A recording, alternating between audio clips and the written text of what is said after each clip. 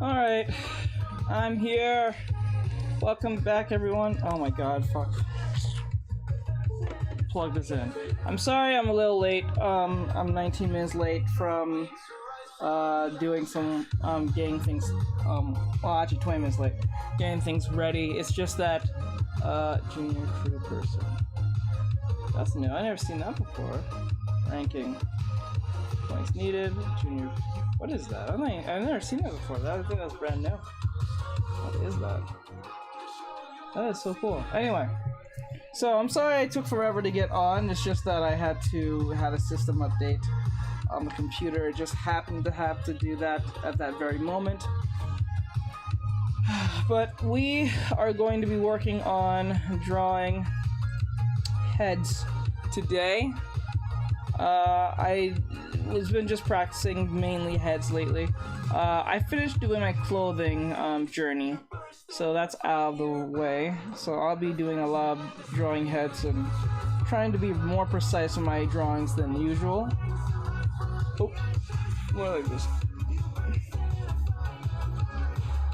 So let's get this. Alright, so we're gonna be drawing heads.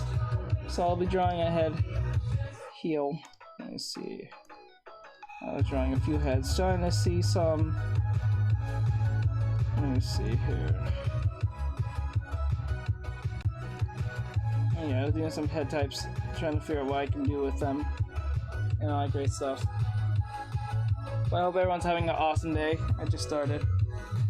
Don't accept your apology. How could you be 19 minutes late? Oh, I'm sorry. I had a system update. So sadly, I had to wait till the computer was done having its rag time against me. So let me see. Okay. So let's start with the circle. So how to draw heads. How to draw heads. And this is on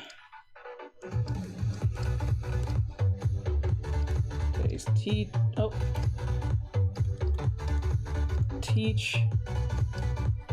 Actually, you know what? I'll go this way. Oops. I don't like spelling like that. Teach me Tuesday. I think Tuesdays. I think today's Tuesday. Yeah. Yes, Tuesday, I believe. Just to make sure. Yeah, Tuesdays. And then topic for today is how to draw heads. So mainly what you need to do to draw heads are two things. You need to learn how to do the Loomis method, which I will be showing in 2 seconds. So number one, step one, you need a circle. Step two, you need a crosshair. Step three, you need to cut your. You gotta put a crosshair on top of your circle and cut the sides here in half. Well, not in half, but you just gotta cut them on the sides. Step four. Make sure you have a grid that makes sense. Teach, I thought it was spelled teach. Wait, did I spell it wrong? Yeah, I spelled it too fast. Thank you for saying that. My bad. This is tech. So teach. Let me fix that real quick. Thank you for saying that. That's why I'm an art teacher, not an English teacher. Let me fix that real quick. Thank you for that. Teach. There we go. Correction. Teach me Tuesdays. Okay. Now, thank you for that, Ghostface. I appreciate it. Okay, let me see. You're welcome. Okay, let's get this thing. Okay, wait, what else? Okay, so today I'm teaching you how to draw heads I think that's something that's very important for everyone to learn. This is an anatomy lesson for today's class, and you need to make a grid when doing this. Like, make a grid from making your head. So like I said, step 1, you make a circle. Step 2, you put a crosshair. But when I say put a crosshair, I mean like make the cross like this 9 times out of 10, and then you do like this, cut the sides off. But be precise, don't be kind of sloppy with it, be really straightforward with it. Try to be as straight as possible when doing this. Use a ruler if you think that's more comfortable. So step 4, what happens is you have to make a grid out of the head. So what happens next is followed. Thank you. Okay, you followed. I can admit when I'm wrong. Okay, so like this and like this. So the cross will look like this. It was supposed to look like this. Okay, and then you're supposed to put the grid lines like this. All right, see these grid lines here? You're supposed to make sense out of them. They have to be the same height. So please be aware of this. So when you do this, please be aware when you make your line, you put your fingers like this, and then you slide down here like this, because remember the top finger must match to the bottom finger. So do not move them, just slide them down. Bam, right? And then you make a straight forward like that. Oh, actually no, I did it wrong. Go like this, go like this, and then wherever this thumb is, that is exactly the same height and length of that. Oh, same height. So straight down. Oop, I don't want to move my fingers. Straight down. And then like that. Try to be as straight as possible when doing this, because if you're not straight as possible, you're gonna feel like it's slanted, or whatever the case may be when drawing heads. Play Hot by Team Clutch. Can't play any copyright music, if that is what that is, because last time I got in big trouble for that. Okay, step 5, I mean, I can't talk about it. Step 5. Once you get to this point of the grid, the next thing you need to do is find the mouth. Oh, where I think this is the hairline. This is the hairline. This is the eyebrows. Then we're looking for the nose and mouth. So what we're gonna do here is, instead of I'm gonna redraw this. Let's see. Okay, like this. And trust me, the music that you're hearing here is not something I picked. It's just streamer music that plays in the background that's free, so I don't get in trouble and all that shit. Trust me, this is not my playlist. My playlist will be a lot better than this. I actually still have some good music playing. Okay, so we got step 5. We're gonna go next. Is okay, bring it down. So what's gonna happen next? I'm gonna bring down 5. Please drink Tin Cup American whiskey responsibly. You know what? I'm gonna do it this way. No, I'm gonna leave it. Leave it alone. Leave it alone. It's not that big of a deal. You guys will figure it out. Okay, so in step 5, which I'm gonna bring this down because I feel like it's a little too. You can install them yourself in just minutes. Okay, bring this down like that. I don't know what that new thing is. This is ranking points graded. I don't know what that is. That's brand new. I've never seen that before on TikTok. It's probably a new feature they put in to let your rank know how well you're doing or some shit. I don't know what that is. So let me go here. Hello to those who coming in on Instagram. So like we got step 4, we got the grid. Step 5, we're gonna look for the other half of the grid of the head. So what we're gonna do, we're going to do it again. 1, 2, slide down, and then right here. So we're gonna straighten it down here like this. Right here. So that point, I think that's where the nose will be, if I remember right. It's based on the luminous method. Okay. So this is here. Hairline. Hairline. Here is where the eye will be. This is where the hairline will be. This is where the this line here will be with, well, the eyebrows will be here. I'm gonna show you guys. The eyebrows will be here. The eyes will be here. In this bracket specifically. And then the nose, I'm going to turn this down a little. I'm gonna, no, go back. I'm gonna turn this down so you guys can see it better. So the eyebrows will be here. Okay. Or this is the hairline. Wait, which one is it? I think this is the hairline. No, this is the forehead, right? And this is where the eyebrows, I think, are. And then the eyes are here and here. Nope, I said it wrong. I was looking at it weird. So eyebrows here, here, eyes here, here, and the mouth will be probably, no, the nose will be probably here in this area, and then the mouth will be here. Switch over to TikTok. Still, nah, stuff. Apologies. I hear you, Garnix.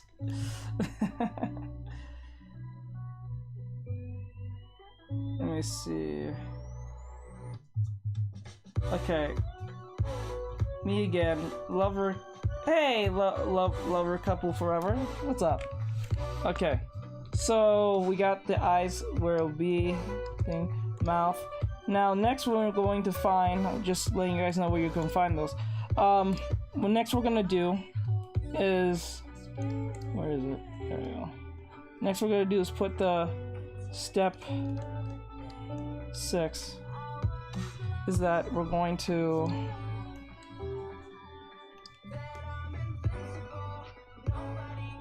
copy this and then pull this down.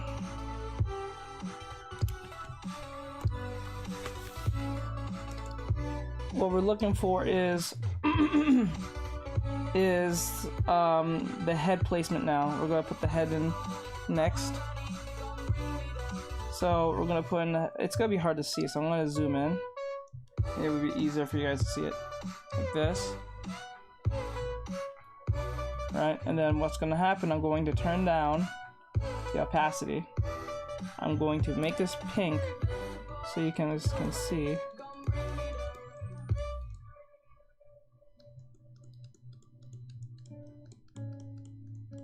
Oops.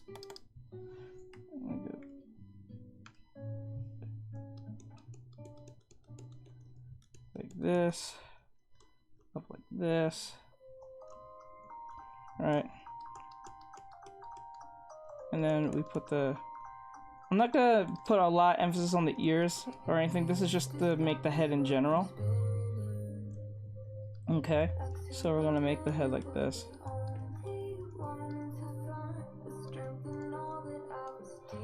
Okay, so this, right? I'm gonna erase a little bit of this because there's too much thickness here. Okay.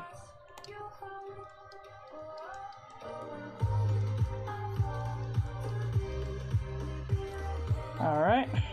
This ear's a little bit too high. We don't want that. We want the ears to be the same. Actually, that ear was perfectly fine. We want this ear to be here. And then here.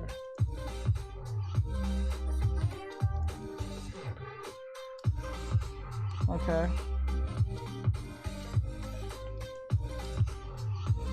Alright, so we got that so far.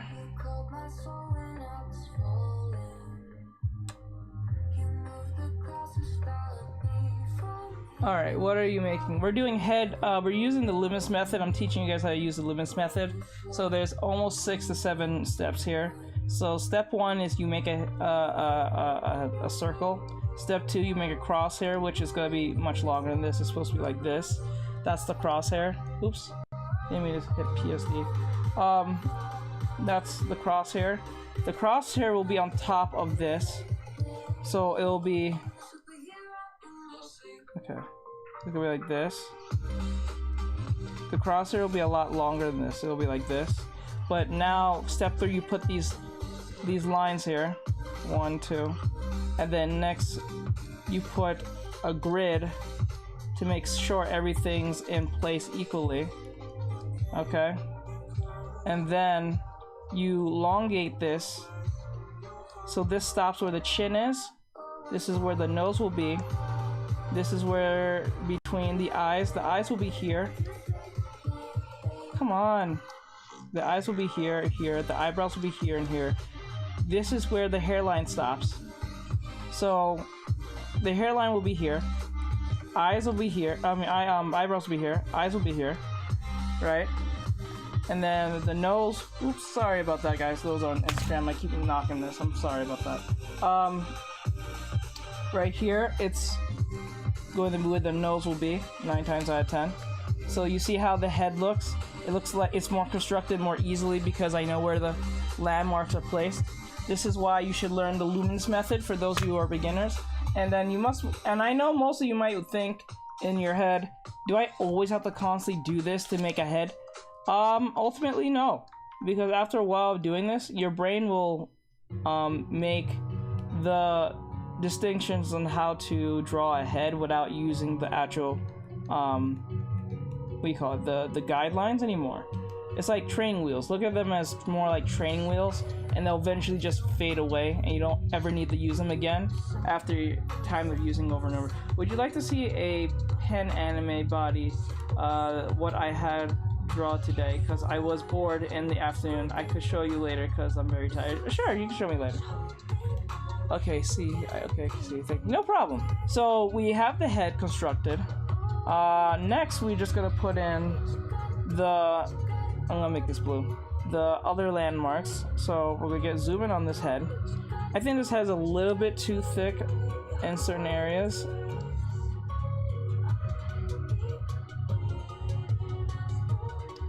Okay.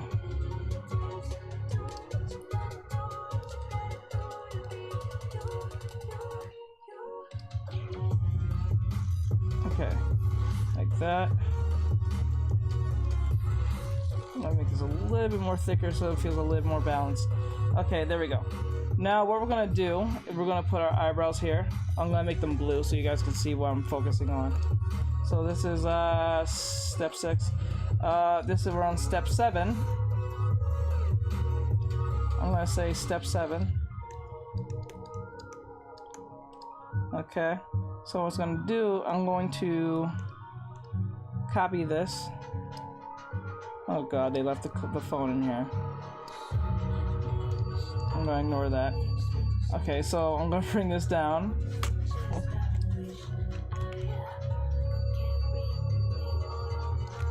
Wow, they... Oh, I see what happened. Okay. Please take that.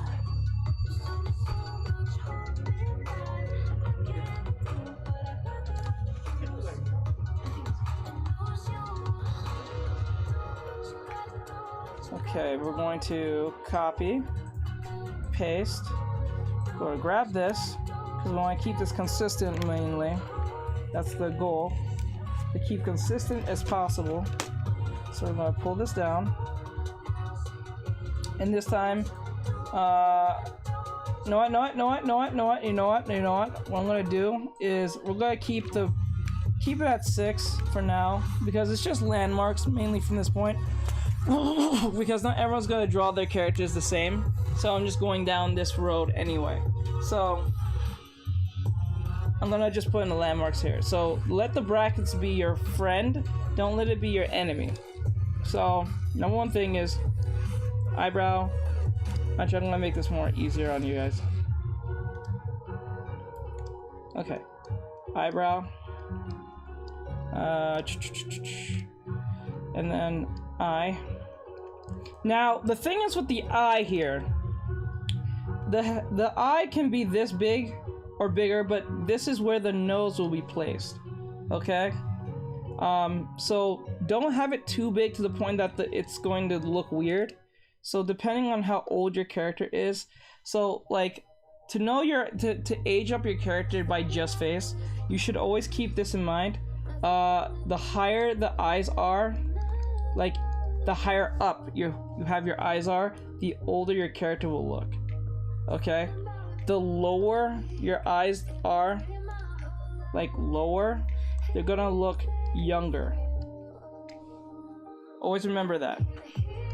They're gonna look younger not in the way you draw the eyes too, that will play a part, because I'm not gonna pretend like that doesn't matter, because that does matter, because depending on how you draw the eye in a softer way or a higher way, you can tell how old your character is. So like you can make your character look older in that sense, because when you get older, your eyes actually raises up and gets smaller, because your eyes get smaller when you get get older, and because you squint more in that sense. Not squint, but like your eyes get much more smaller over time, and look more serious looking compared to a child. A child's eyes are usually bigger but more lower in placement, but higher in thicker and bigger in looks and appearance. So like that's why you can tell the difference. I know it, right? But cool. Have any tips for drawing arms? I'll get into that in a second. I do, and the best way to draw arms is look at it as like a cylinder, if anything.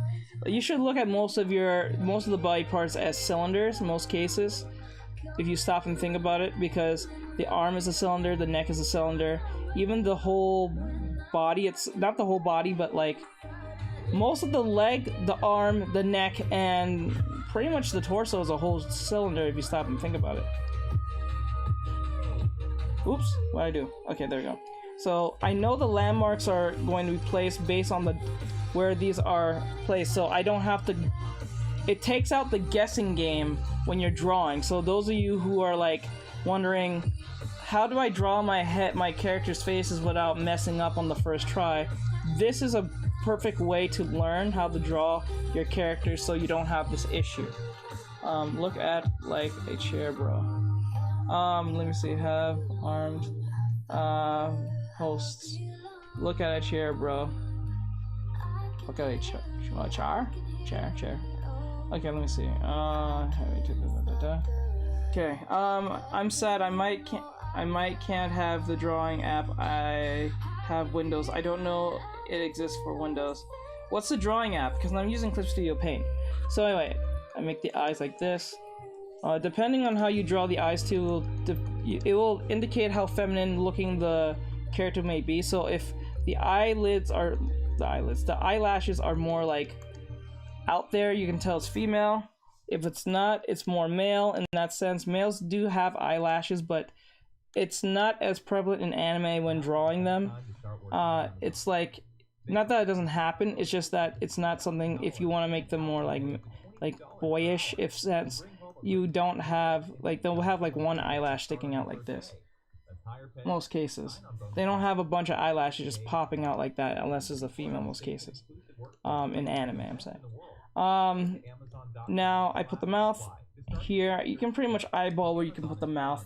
You don't really have to guess where the mouth is. If you want that extra sense of placement, that is there. Now, the hairline is here. Okay, so this whole head, this head is like this. Now you're wondering, how do you draw the other side? Now if you have digital art, this is where the easy part of digital art, given this specific situation, you can actually just copy and paste. This is the copy and paste method. This is more the cheap method of doing this, of keeping things equal in that sense. But I do recommend just draw it on the other side, because not only that you may need the practice to do this, but you're not always going to have copy and paste to help you. In most cases, especially doing it digitally.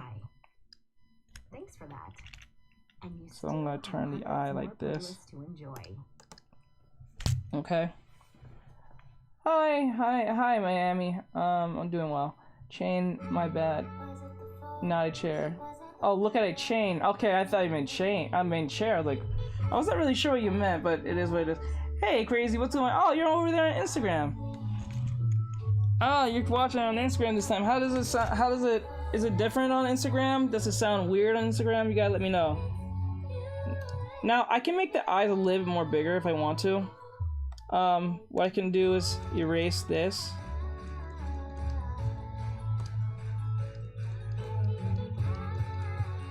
Okay, like this. Okay. Now, you can grab this, and you can make this big. You can make it more bigger.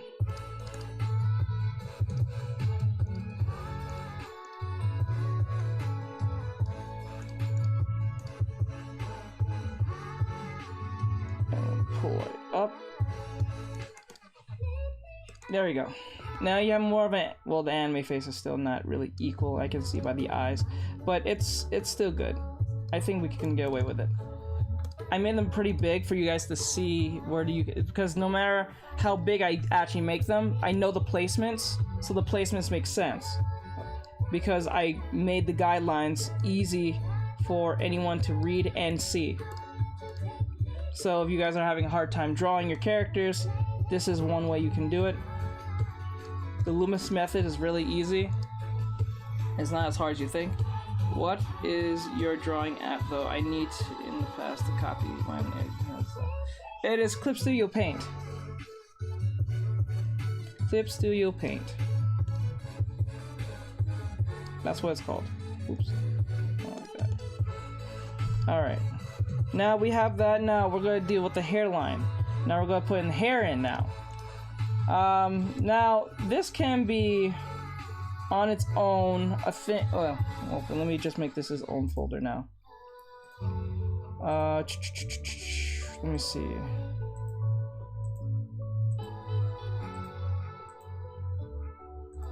Okay, put this in here.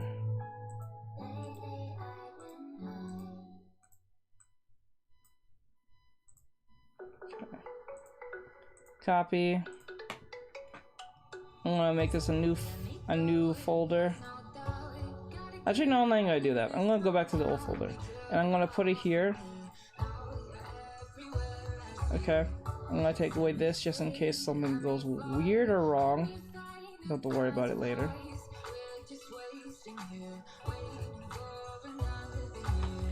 Okay, so what's gonna happen is that I'm going to give him hair. Okay.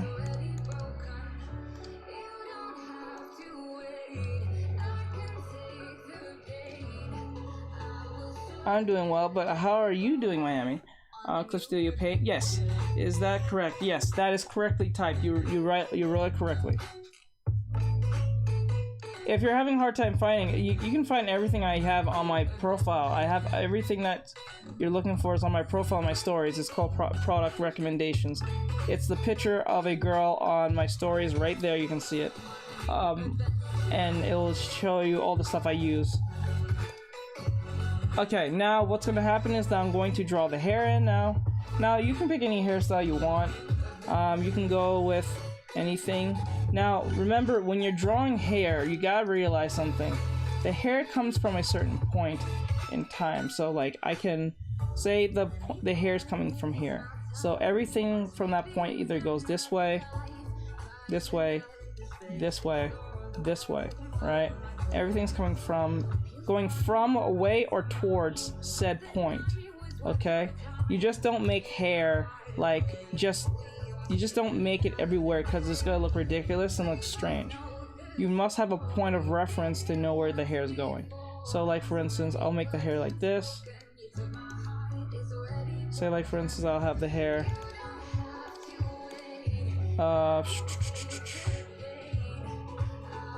actually I can no, I'm gonna just do it anyway. So like this.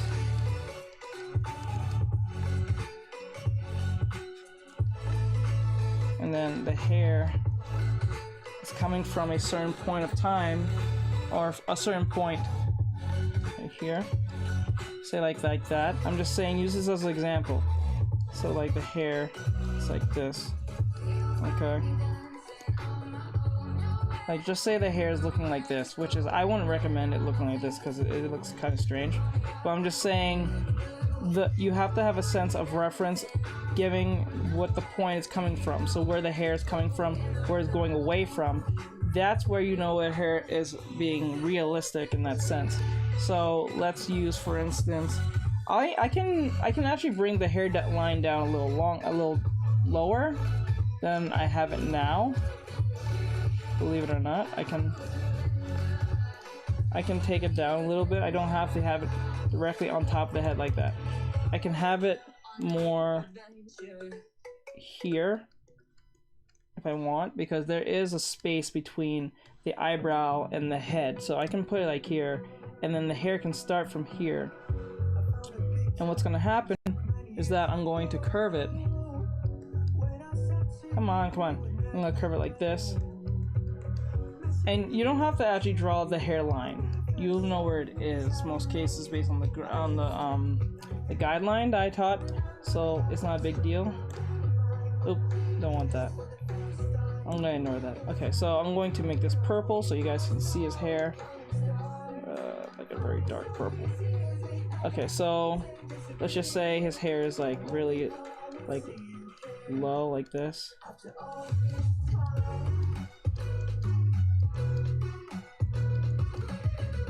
And remember, when you're drawing hair, you have to realize you gotta draw it in chunks.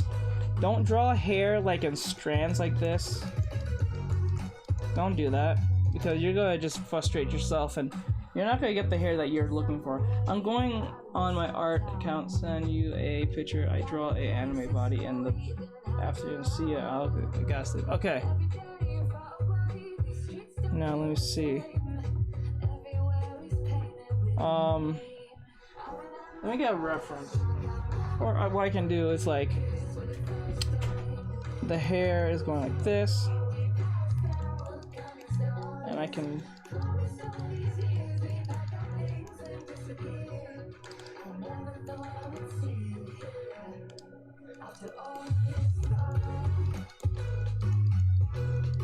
make the hair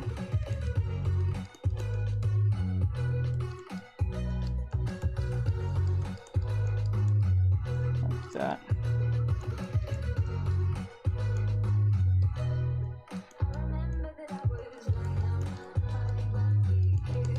Okay.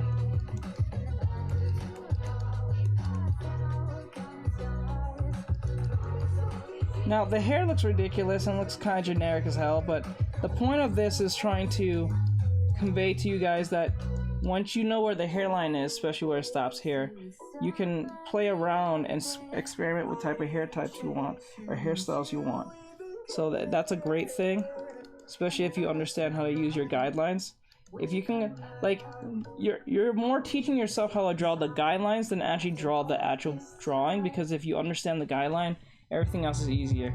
Hey, how you doing? Just wanted to join and check up on all y'all. Don't forget to drink water. Thank you. And we're doing well. Thank you, Safe. Thank you. Please staying up to that name.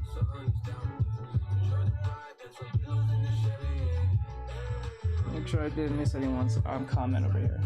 So, like, for instance, I think his eyes are, now thinking about it now, giving his hair and stuff, I think the eyes are a little bit too big. So what we're gonna do is okay,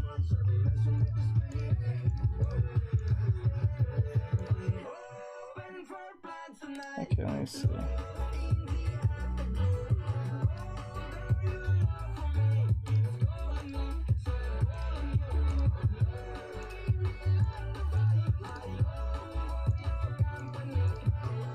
Okay, so what I'm gonna do, or what I can do is bring down the eyes like this and make them smaller so it doesn't look too kid-friendly.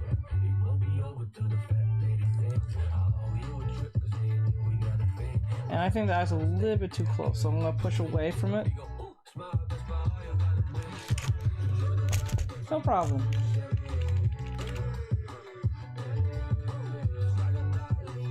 Okay.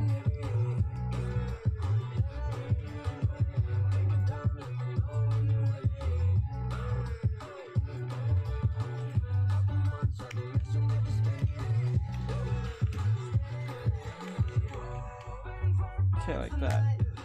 See that?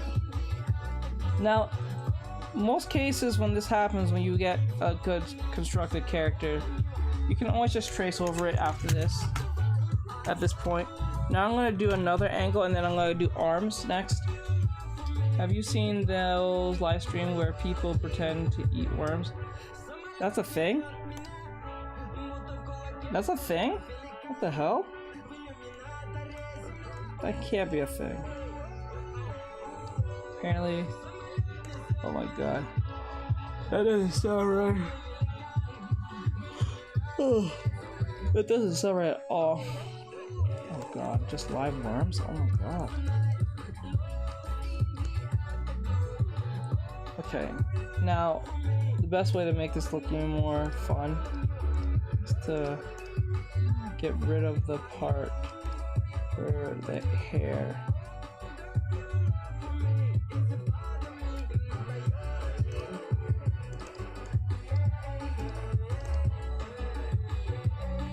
It looks more like his hair, like in that sense.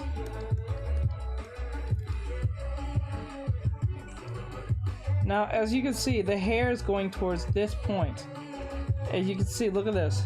The hair's going here, here, here, here, and you can say here. Okay. So that's how you can figure out the point. As you can see here, away, away, away, away. You see that? Like this too, but that's not very well constructed for the hair. But that the point is the head. That's mainly what it is. So this line will let you know the bridge between, because remember the eyebrows are always in just a little over the eyes in the sense of where the eyebrows are. Yeah, it's in Russia. Live stream there. They are making, or donating it to them to eat. Why? But why though? But why though? Why does that exist? Alright, so that's pretty much how you do drawing the head. And then and just letting you know, if you're drawing the neck, always know when drawing a male neck, you have to make sure that the neck is thick and square. Not too square, but square enough. Because females' necks tends to be more like this. So you should always keep that in mind, because females are more feminine and more like slender, and just don't forget, because their necks are slender, they don't have a break here, because the break does come through. Okay, that's one way of doing it. I don't like how it looks because we use a very thick brush and then everything else looks kind of like amateurish, but like the point is to convey what you guys are looking at, so you know something to look for and what to use. I'm so sorry about that, guys, with the yawning. This is why we do all-nighters. Okay, so I'm gonna do another head drawing. Okay, got no clue. It just popped up in my. Oh god, they never eat the worm. They just pretend. Oh. So is it a live worm or is it like a fake gummy worm, but it looks real? All right, so we make a circle. Step 1. Step 2. You make a crosshair. Now. You need to know something. When you're doing a side drawing, if the purpose is for them to be seen in a third, fourth positioning, meaning like 3D, like they're 3D-ish, this only indicates that you need to make the crosshair curved. What is it? Yes? So you curve it like this. Once curved, I'm worm wiggling around a lot and all. You're worm wiggling around and all. Oh god, they never eat the worm, but pretend. Oh god, just the fact having a worm in your mouth that's moving in your mouth. As your very best friend. Maybe it's not that bad. To see you too, boy. My love for you is unconditional. No, a live I'm one. your constant companion. You wanna go Oh my jogging, god. fella? Tastes like wood. Give your But you know what that tastes like? A new one. You had one? Yes. Why? Real recognizable ingredient. I was eating outside and gardening at the same time. trying to crawl into my bowl because I was dealing with the mud and stuff. How did you? No, no, no! You don't be talking like that's something normal. What the? Quite normal for most gardeners. No, like no, no! I'm not gonna accept that. That is not a good. No. No, normal is an average. That's not an average. That's your experience. You're trying to make it normal. What? Okay, can't see what the problem is. Like, wait, what? I had a question. Is it okay to send you a drawing of mine? Yes, you can send it. I'm something trying to improve, but I can't see what the problem is. Okay, just send it to me. I can tell you. What is that? I don't know what that is. I still can't figure that out. Points needed for ranking. I'm not really sure. Ask your sister if she's pulling for Hoto. No, I'm actually looking to get Toma. Toma and or one of the two girlies. Hato, nah. Okay. Mostly Genshin Impact thing. Yeah, it's a new banner that just came out. I spent 6,000 primo trying to get Child. It was a waste of time. I should have held on to my stuff for Toma. If I knew Toma was coming out for the next banner. Fuck, Child. Okay. Now make this like this and make this like this.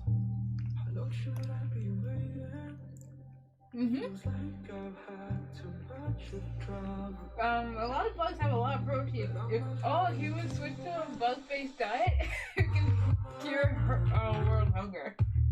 This is disgusting. Okay. Now we got that out of the way.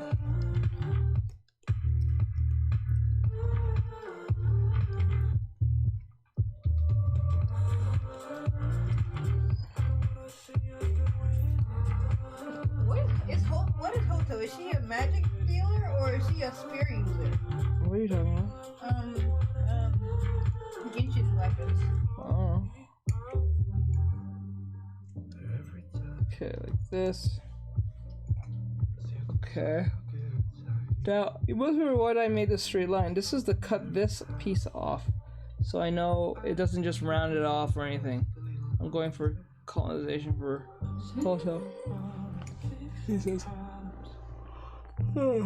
Making myself a husbando team.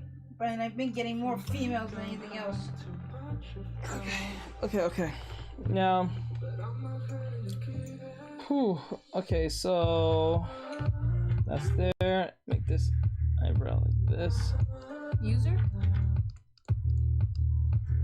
What did she use as her weaponry? Actually, I didn't even try her in the trial area yet. I was too busy running around looking for those geo spears, the geo thingies, to level up my statues. Alright, we got one eye.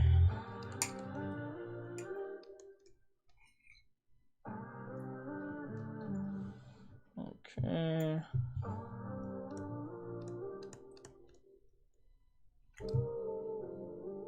You're gonna love her, she's the best.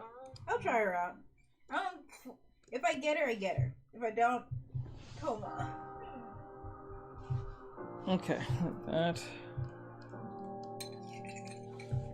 Now, this is the hairline here, but I think the forehead is a little too small. That's probably just. Oh well, then again, it was supposed to end here.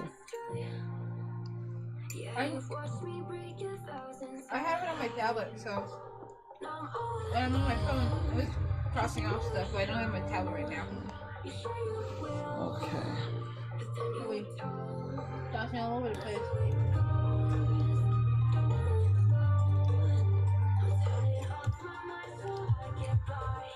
I'm at level 9 on my Geo statue, so I only need 30 left, I believe. Make it a full 10.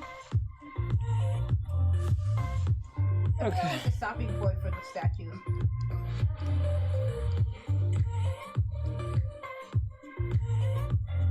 I know I did the animal. It was the animal one. Yeah, I did the animal one already. I think it stopped at level 12 or 11. Oh. Okay. In total, I would say I've been playing for what? This is the 11th month. I've been playing for maybe 9 months. Well, I don't like drawing anime.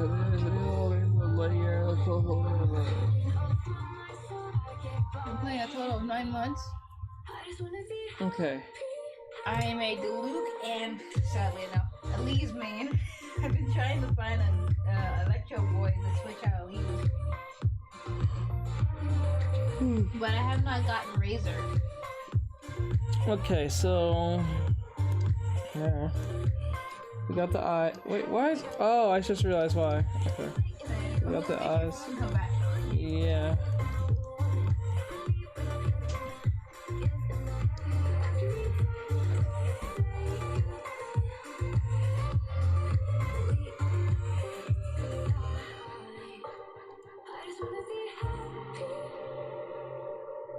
Okay.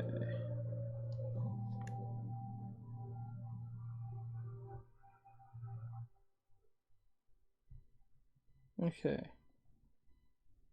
That long and you couldn't collect all of those.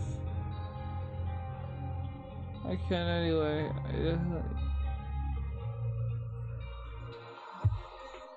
There's like a.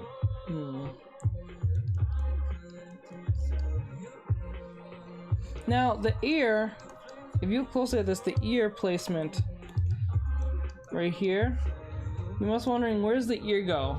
That's easy. Now the ear is always in the third quarter of the ear. It always stays from here, like this, like this.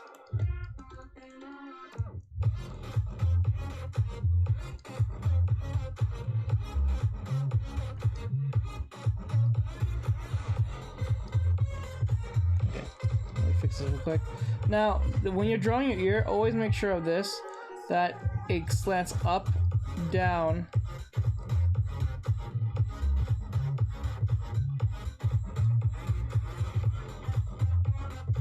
Okay.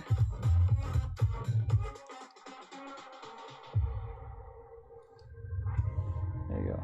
So that puts the ear there. Sense of.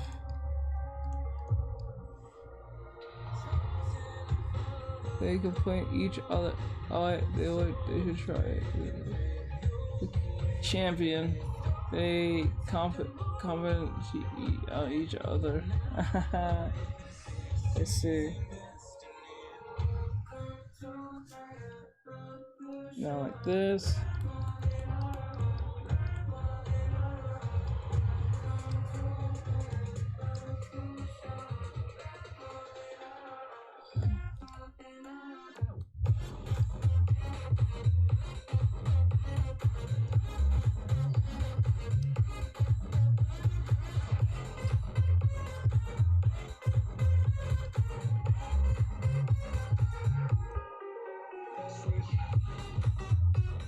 Okay.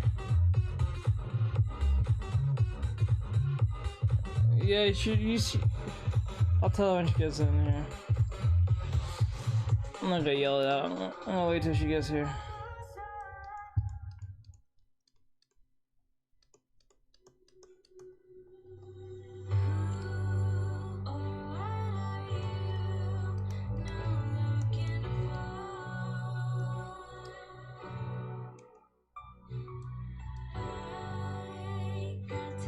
Okay.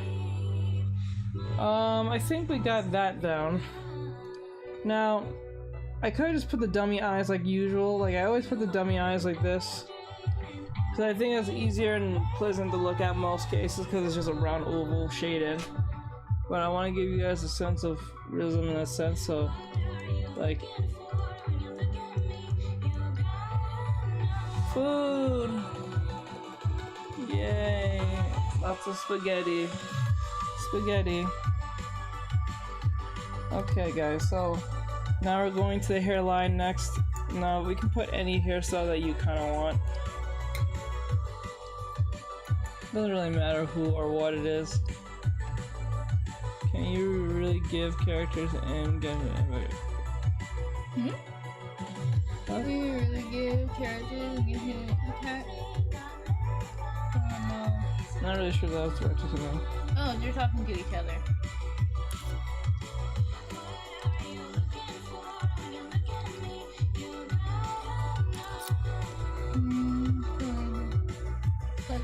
I'm trying to collect all the geo. I can never say the other half of it. I keep calling them either geode sprites or geode prisms. That's what I've been calling. I keep forgetting the names for them. Call them geonodes. That doesn't work because there is something in Genshin called geode nodes, I think.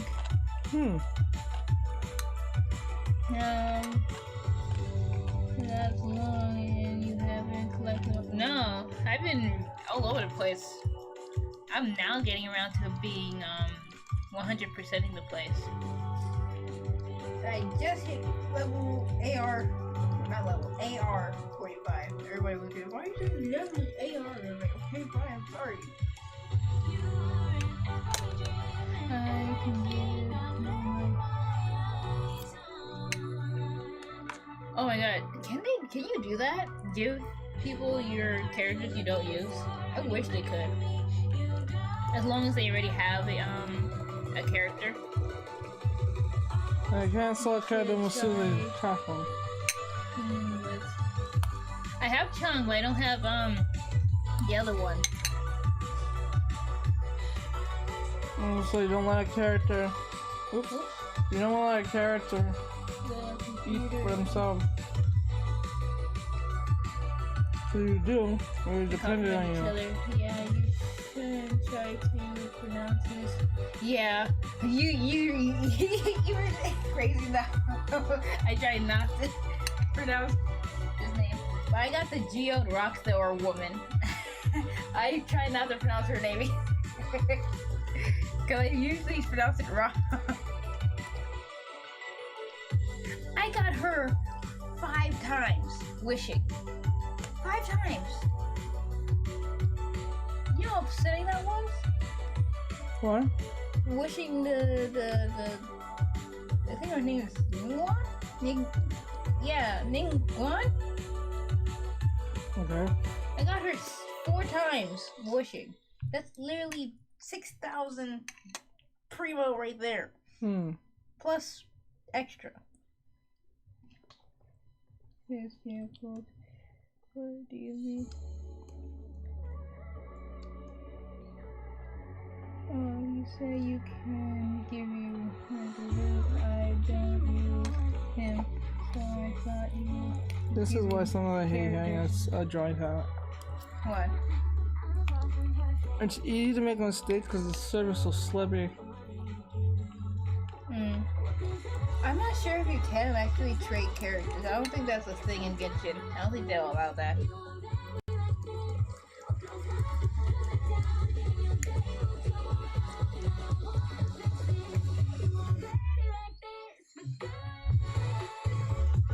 Now this is the cheek.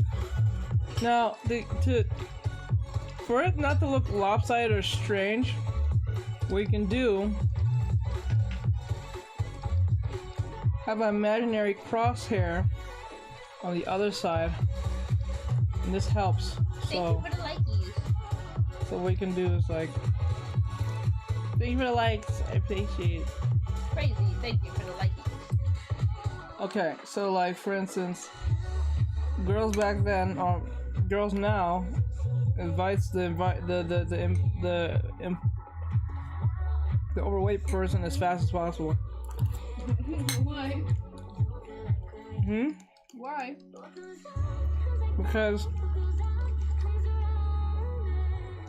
the construction makes all the difference. Wait, what the hell did I say? What the hell? I got lost in my own thoughts. You said something about background. Yeah, I was talking about weight, but I got lost in my own thoughts. What I was talking about is about when you have the head constructed. Hi. When you have the head constructed, you can have a chubby face like this and look weird and lose it. I lost my sense of thought when I was saying that.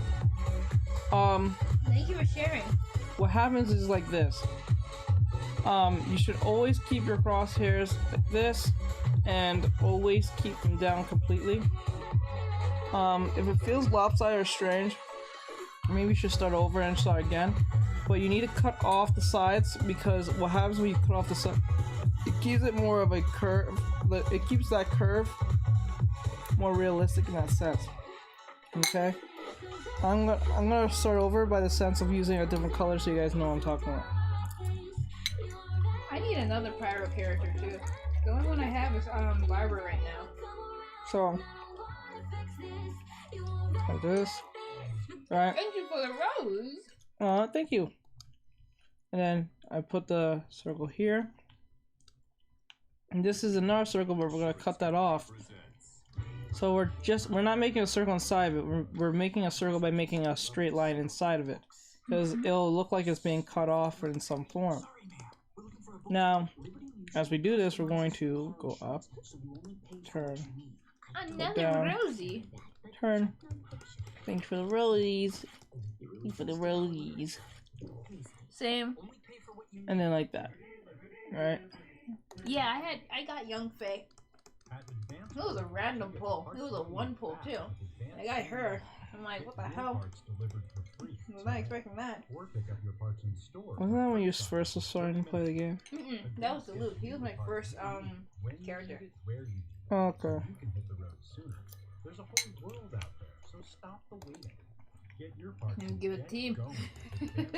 My team is currently the Luke, Lisa. I keep calling her Leaves because I feel like she is a Leaves. Ooh, what a vibe. Yo, I love how the four members. Any 5-star? I think only 5-star is either the Luke and I got Booba Lady. The Booba! Booba Lady.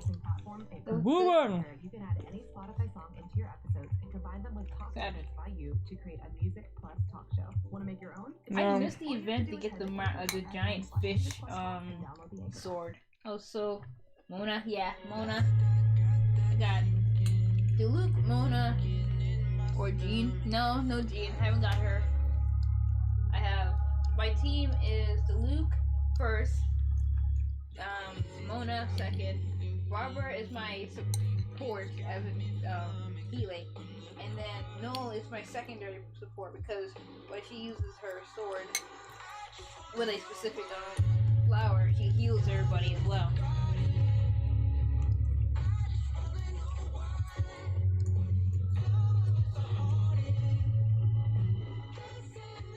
Okay.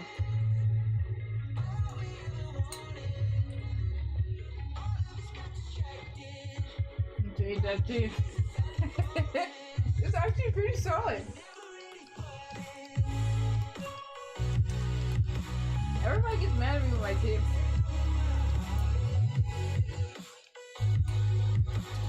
Oh, hell.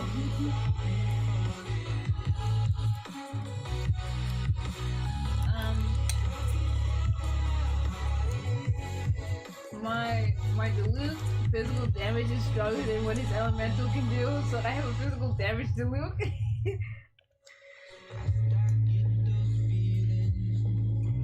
I love it though.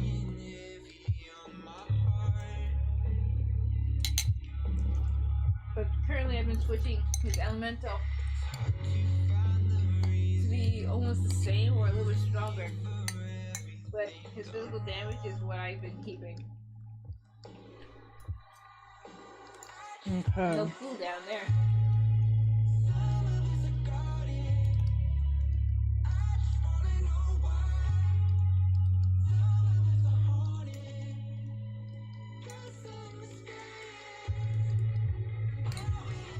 Okay. You're I done. have all the basic Kaya stuff and actually, young one, Barbara, focus on attacking them. Yeah, I focus on like just barreling down on my attacks, and then I supplement with my elementals in between. That's why I've been focusing on mainly physical damage instead of my elemental.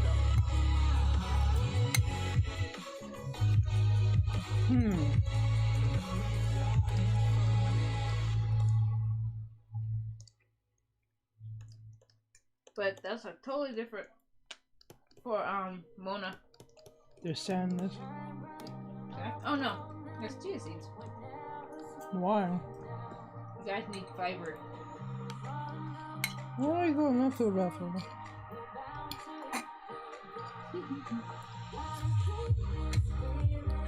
I have all my bow users I've never touched. No one will.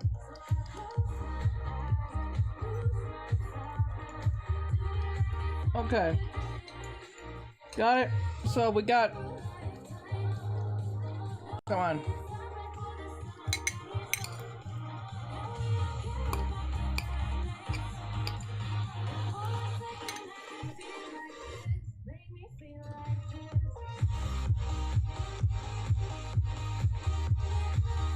Okay. I don't know. It's always on the last button. Wow, I just elongated that face. So you can consistently have them in certain angles for those who are just trying to make characters. Now, I'm gonna make another lesson for those of you who choose to go the hard route and don't try to go to college. Izuma, it's okay. I finally got over there. I haven't touched nothing yet, other than just opening the waypoints, the travel points.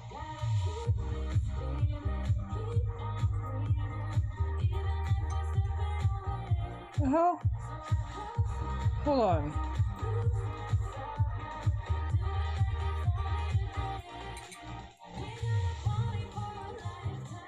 The only reason I was very excited to go to Ikuzuma is because you get to see Toma. Toma.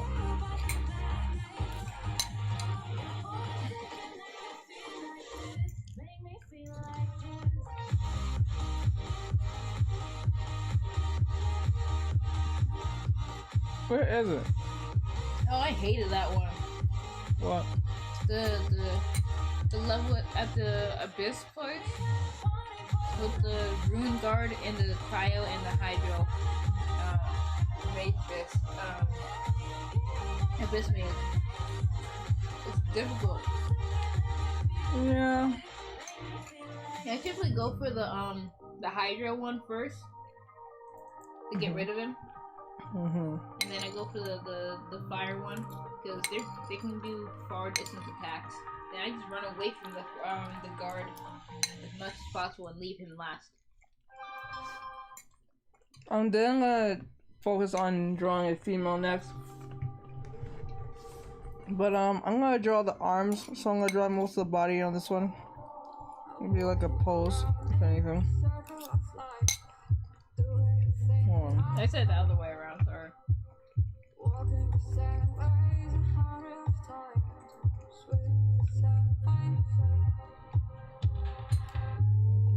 Have like hairy curls. Oh, the hilly trills?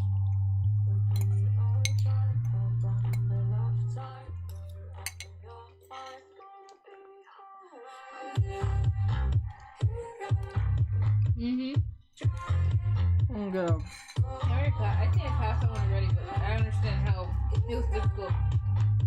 Best, stay away from that, move on, and actually level up your characters and then go back.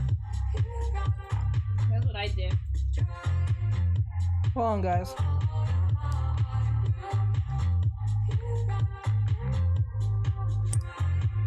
Oh, I'm already on Pinterest. Good. Thank you for the likes. Those of you on Instagram, I really appreciate it. Thank you for the follow. Now, I'm gonna try to do this pose. We're just going for the pose. We're not going for the character or anything. We're just going for the pose. Now, her head is turned in a pretty Thank you for the follow. third, fourth angle, so. And that is the focus, so.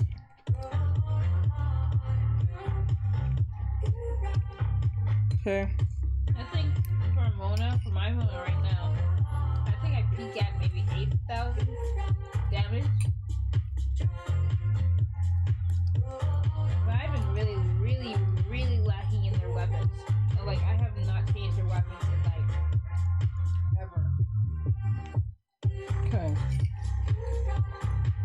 that, and then when you're doing a third,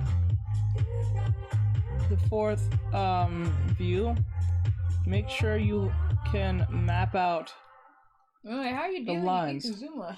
Oh my Because the lines will make all the difference. So here will be your hairline. Here My will be tops at 7,000. your eyebrows will be here, and then your eyes will be here. Okay. But I've been using them in pairs, so I think it comes around 13. Like that. Curl like this, and then make the eyes. Dual stay damage here. when they synergize. I mean overpower them. Yeah. I mean overpower. I think no overcharge or the overpower. Overcharge. And then we're Thank you gonna for the do follow. going down. Pairing my Diluc and Mona. Give me about maybe 12. Thank you. Now. Thank you for the likes. I do appreciate it, guys. Those of you on I think I Instagram went and TikTok. on Thank you. Diluc's talent so far. Mona, no. And I'm gonna pick this. No, ain't Vapor when you deal with fire and water? And you overcharge. No, overcharge with Diluc and Mona. Our head is like this. It's about drive. It's about power. Oh no, it's that song. It's about drive. It's about power. It's us. We stay hungry. We devour. We devour. And we take what's ours. Oh my god. Overload is with pyro and Oh god. Here we go. then Now, this pointer here. you put in the hours. Okay. This is cute. Okay. Okay. This. And the eyes. And we fix our tables. We fix our tables. Yeah. With pyro and electro. Oh my god. That's you for the taking follows. its toll. That thing is taking its toll. That whole song. Alright. Okay. What's the max damage you have ever done? I think between 11 and I think my highest is when I did like a 3. I hit him with fire, electro, and then I switched straight to Barbara and used a little bit of water. I think I got to maybe 12.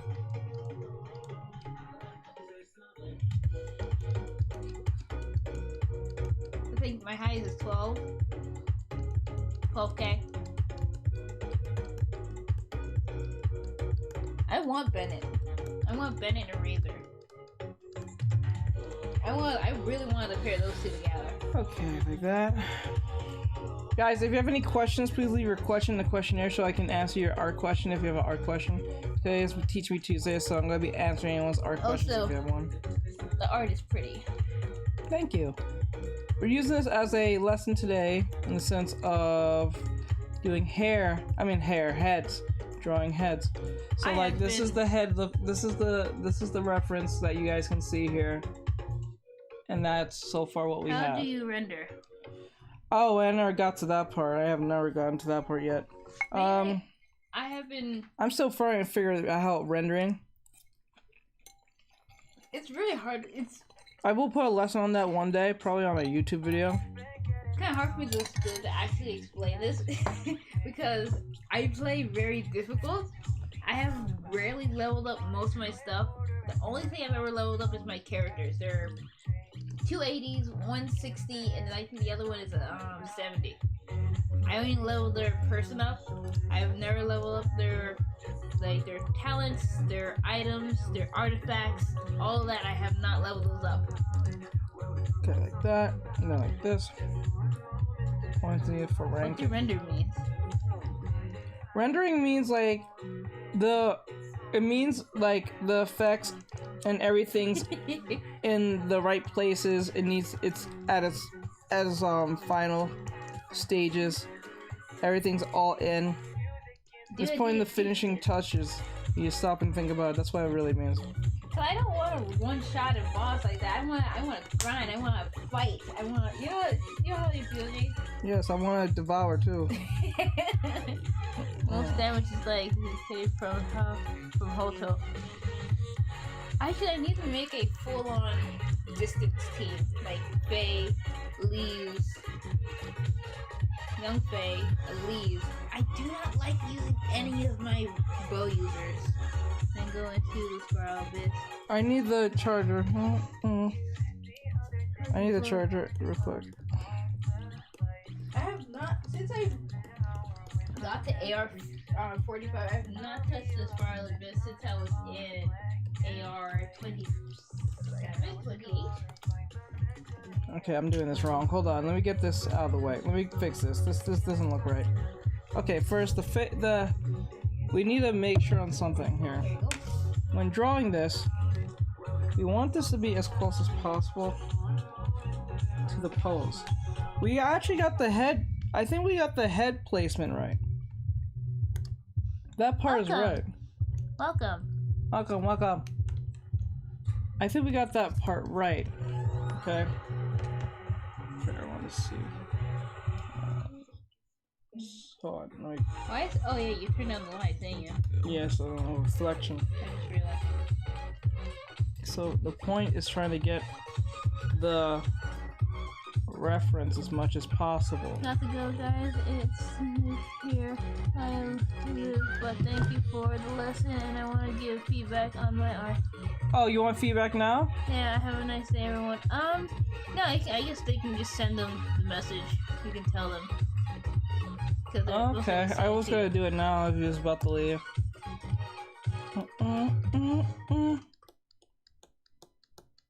Okay, and then you erase this part.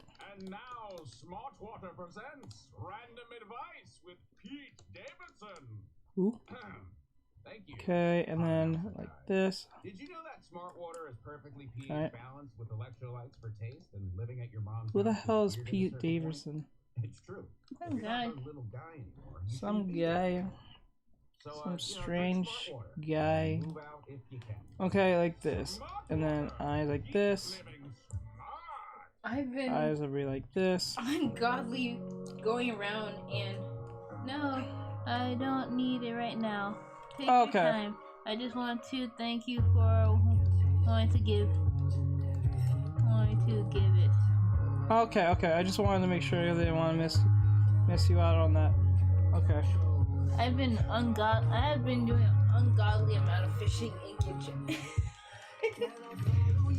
Ever since I hated fishing in Stardew, I made my mission to max out fishing and get everything in fishing in Stardew. That's like first thing I max out, so I don't have to do it later. Yeah. So now playing it in Genshin, it actually has a fun mechanic to play with. So I've been just fishing all over the place. Hold on. Thank you for the follow. Thank you for the follow. I'm gonna get rid of these eyebrows. It's too close. The eyebrows are a lot higher than here. The cheek.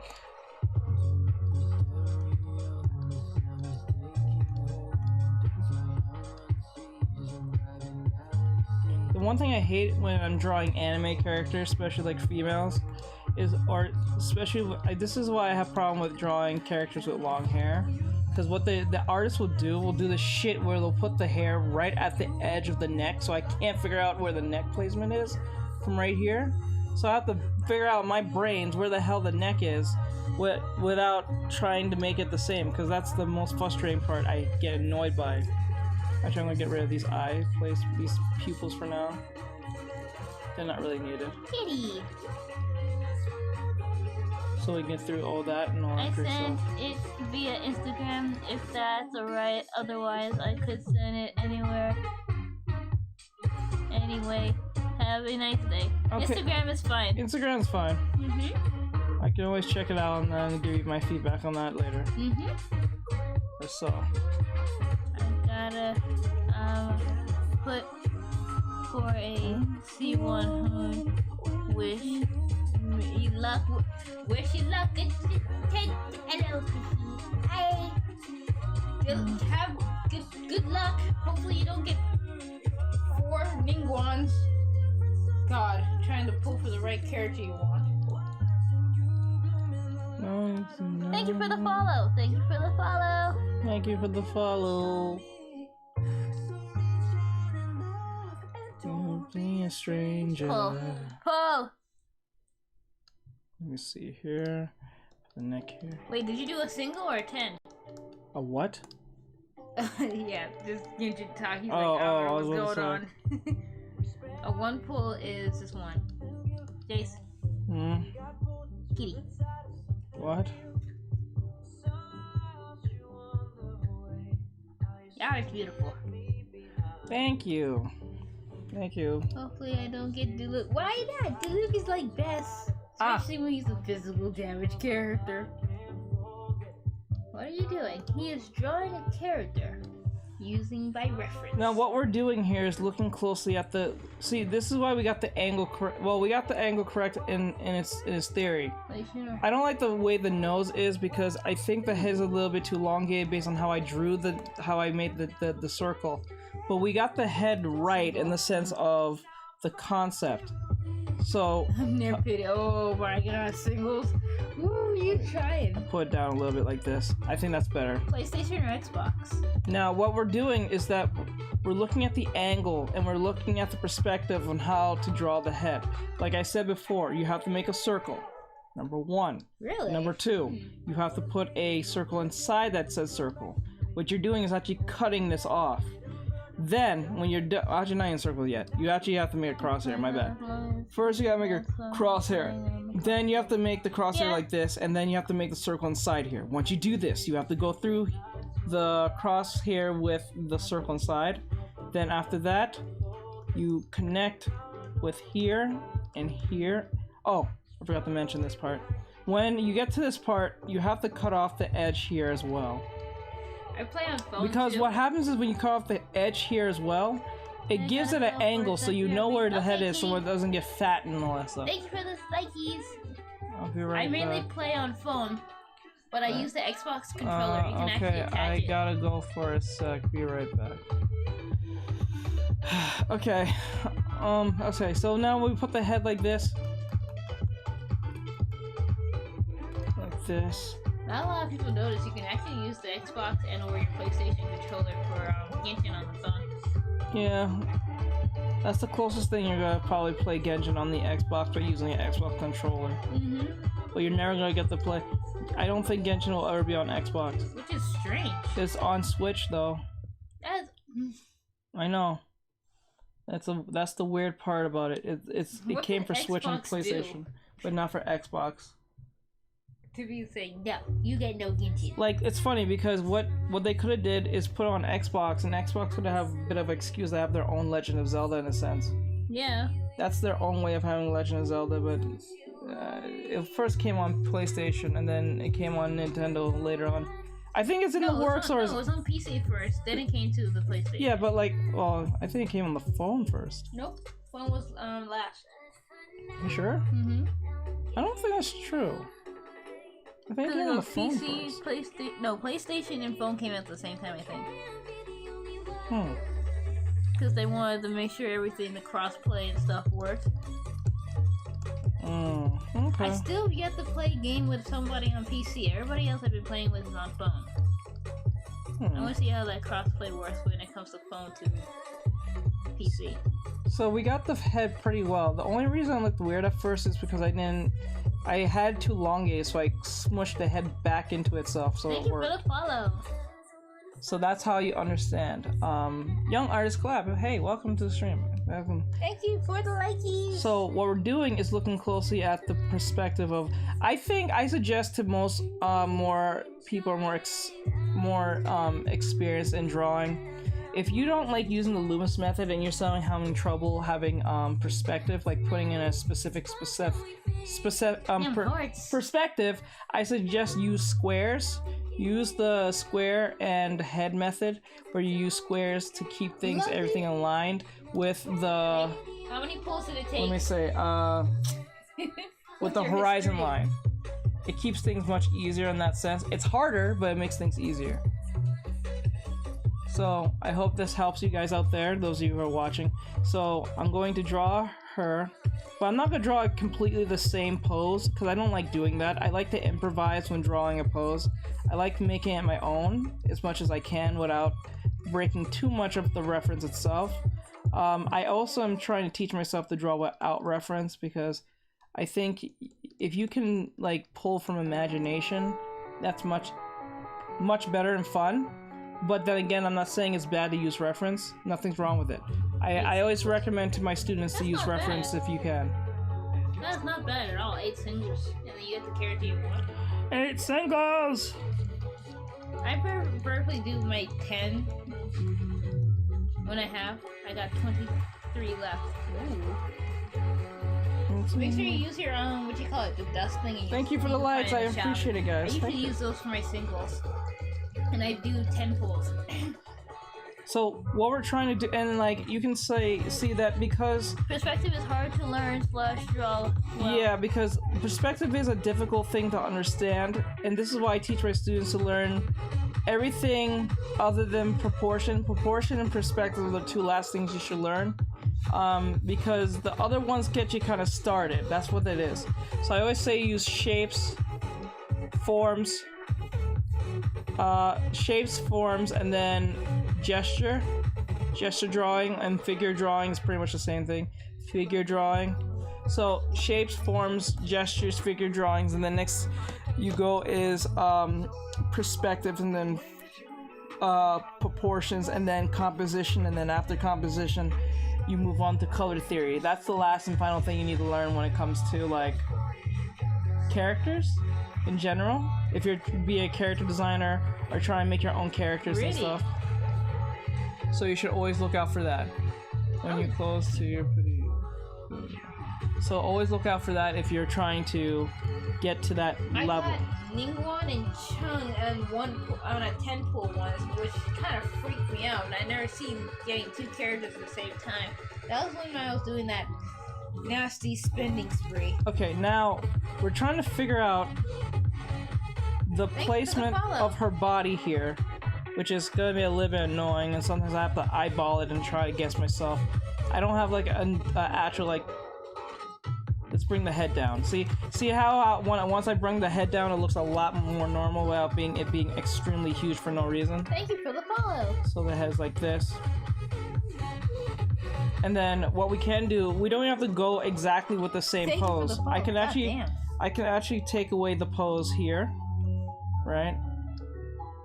God damn! Thank you for the follow. Jesus.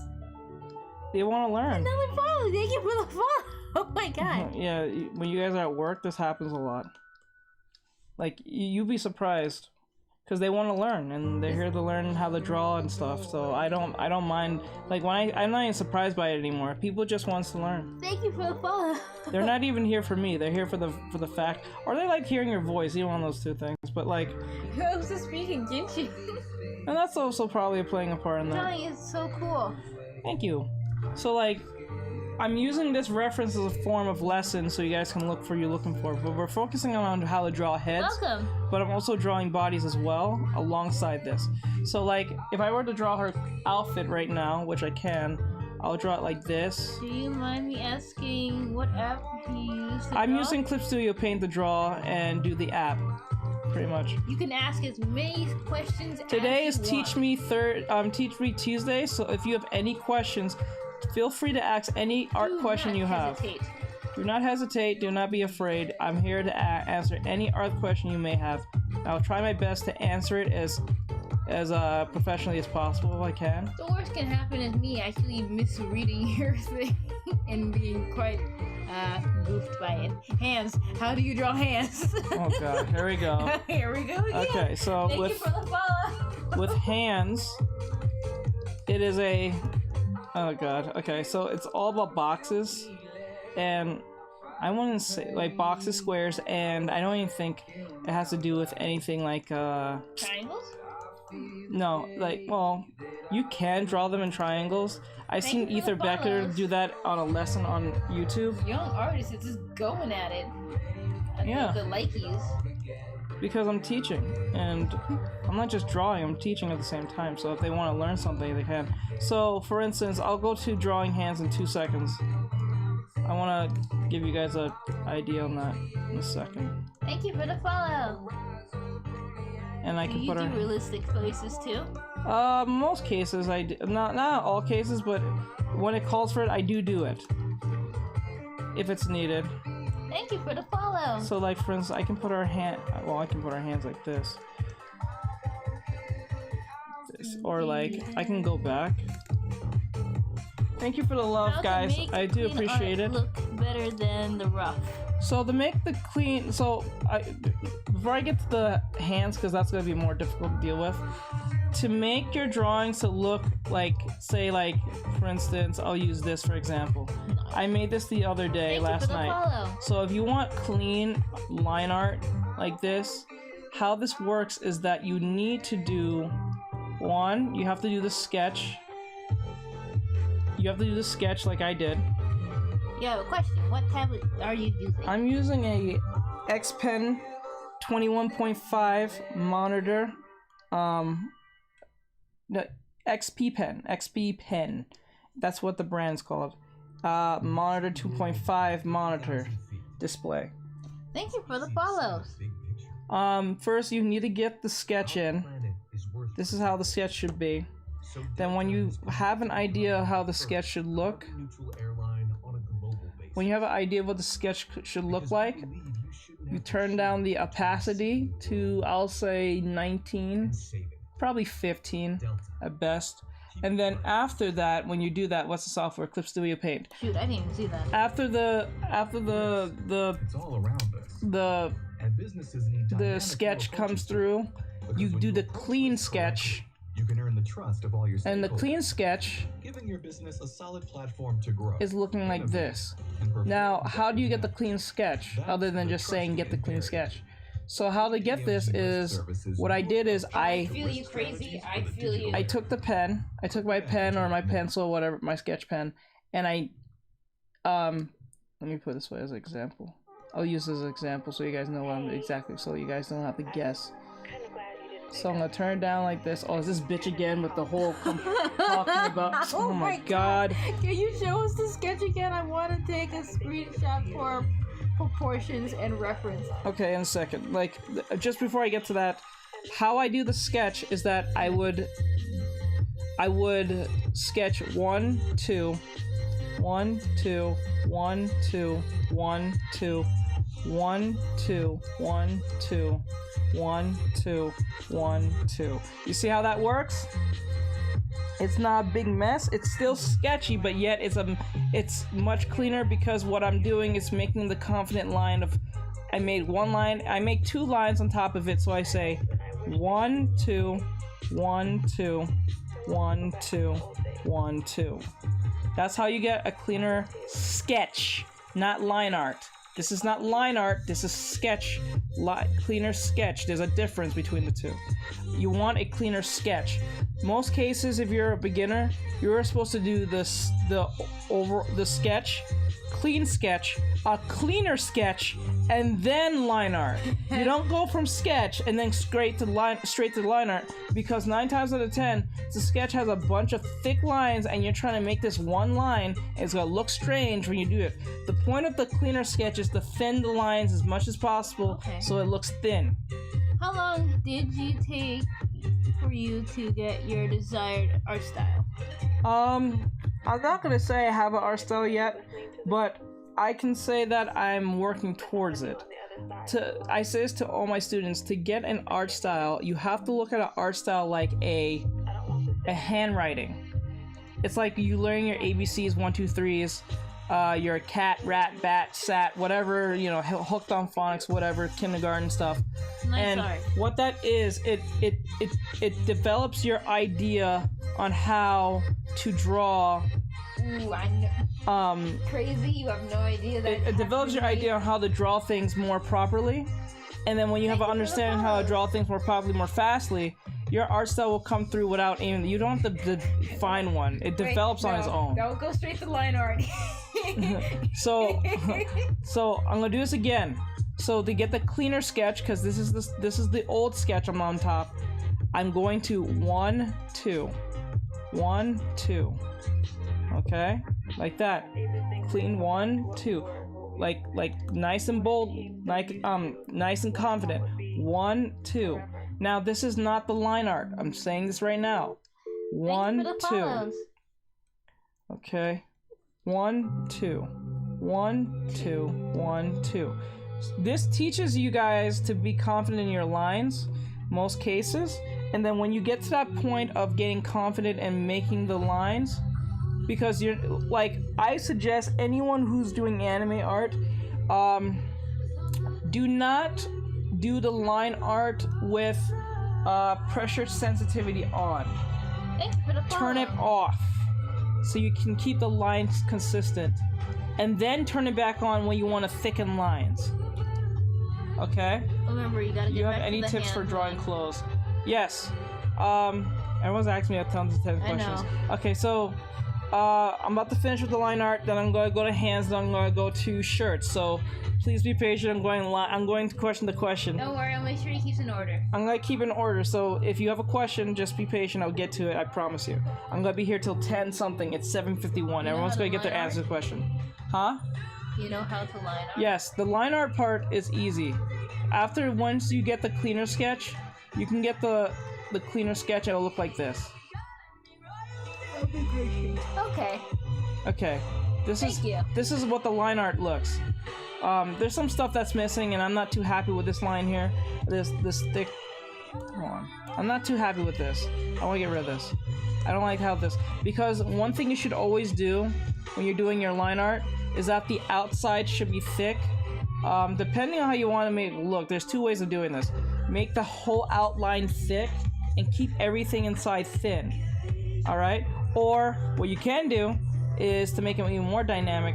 When you get to sections where the crosshairs tends to, or not crosshairs, but the lines tend to meet, that's where you thicken, okay? Like if, for instance, let's say, Welcome back, kitty. like say for this particular line here, if this, oops, hold on. Find it. See this line here? You see how these meet in one area? What I would do I would just thicken inside here. And you must wonder, what does that do? What that does is it gives that thick, dynamic anime look, because the thicker it looks, the more professional it'll look. But you don't want to do it everywhere in every section. You sometimes want to keep them dynamic in their own right, okay? So when doing this, you should only thicken when something's being on top of something. So for instance, the line this hair is on top of this hair. This particular hair here is on top of this. So what you want to do is thicken here, or like this hair is on top of the back of here. So it's layering on top of this hair in the back. This hair right here is layering over this hair in the back. So what you want to do is thicken between them so it feels more. What pen display do you use? I'm not sure what that first. What? That's huge. I think that's huge. That's huge. What does pen display do you use? It is a XP Pen 21.5 inch monitor. Those of you who are curious on what I'm doing. Thank you for the follow. Remember, straight back to the hands. Yes. Now, I hope that answers everyone's questions on line art. Number one, I'm gonna just recap. One, do the sketch. I'm gonna show you. Do the sketch. The sketch looks like this. This is the overall idea of doing the gesture and all that stuff, right? And then 2, you go down to the actual. You're welcome. Clean line art. This is where you do the 1-2 method, meaning you go into the sketch. Okay, you go into the old sketch, and you do the 1-2 method, meaning to get a cleaner line, or at least a cleaner sketch, 1-2 method. 1-2, okay? Oh, I'm on a different layer. Okay, so what the? The color. Oh no, it's loading. Hold on. Thanks It's loading. For the There we go. follow. Okay, now, 1, 2, 1, 2, 1, 2, 1, 2, 1, 2. Now, it's gonna look sketchy and messy, but it's not gonna be as messy as the last one. This is where you can actually go into the line art after this when you're done doing the whole thing. And then you can just do it in one line because it's one consecutive line. The point is trying to be as thick, trying to be as consecutive as, be as consistent as possible with each consecutive stroke. So I always do the 1-2 method. So and try to be as elongated as possible with your arm. Don't use your wrist. Never use your wrist. You'll hurt your wrist, and you're going to have strokes that's going to be very strange. So one, oops. And you can cause yourself carpal tunnel in the future. Do not 2. do this. I know this personally. Oh, that was not the 1-2 method. I actually got it on the first try. So if you got it on the first try, you don't have to do the 1-2 method when you're doing this cleaner sketch. That's just lucky. You got not lucky. That's work. Practice. So like, or sometimes if you're not really sure on why you're not getting the line, you can actually just twist and turn your paper, your drawing like this if it's easier. 9 times out of 10 you should just do that. You'll see a lot of artists do that. They'll turn their whole canvas and start. He streams Tuesdays, Thursdays, and what? I stream Tuesdays, Thursdays, and Saturdays. On Tuesdays and Thursdays it's 6 p.m. to 10 p.m. On Saturdays it's 12 to 4. I'm on YouTube, Twitch, I'm streaming to YouTube, Twitch, Instagram, and TikTok as we speak. Thank you for the follow. If you guys want to support, follow on YouTube. Because I'll be making a bunch of YouTube tutorials for these very things that you guys are getting. And stuff like that. Is this a drawing tablet? If so, which one? It's an XP pen. I need to remember that. 21.5 display monitor. Okay, now I'm going to the question on it looks really good. It is a really good tablet. Thank you. What are you drawing right now? Right now I'm just giving you guys the idea on how to draw, because ultimately when you combine all the sketch, the clean sketch and all of this is how it looks. It looks really like professional-ish looking-ish, like behind the scenes type stuff, what the main character may look like. Concept art. Like concept art, or a case may be. So thank you for the follow. That's something you guys can look towards. This is the type of drawings I do, but I'm still working on my art style on that sense because I don't think I'm in a place where I should be. So I'm still developing on it. But you guys can get this type of results with practice and practice and confidence in your lines and your practice. You can get good at this. Let's see, like this. So you get clean lines like this if you do the method I just taught you. I'll do a YouTube video on this very thing, so you guys can always refer back to it if you need it, or you can use it to question me on future live streams. Now, someone asked me, how do you draw hands? Now, that's something that I always have trouble with myself, so I'm not going to pretend like I'm some type of hand god, but then again, there are methods to the madness of this. The way to draw hands. Number one, the hands are usually a box-like figure. Like, it's usually a box, most cases. A very, like a strange little box. Alright? Yeah, you can't just say that. Look, they'll understand in a second. I need some water. Okay. It's like Pinhead. He opened the box. Okay, so how, for instance, let's just say I want my hand to look like the best way I do it. I make like a glove. I do the mitten method where I make a mitten out of the hand itself, so I know where the hand is going or have an idea what the hand's supposed to do. Hey-o. So like, let me use for example. Let's get an example here. You gotta be careful. I'm trying. Okay, let's look at this. Look at this. I think this is Roll, if I remember right, from Mega Man. I remember these characters' names. I don't remember if that's the right I remember character. like different names, and I can't pronounce half these people's names. Okay, so let me see. For instance, so like her hand here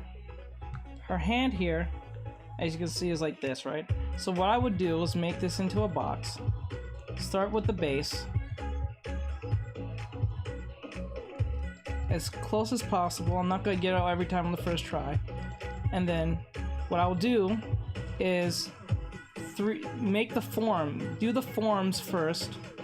I won't even bother trying to draw the fingers. Because if you get the form, then you can understand what the fingers may be, in most cases.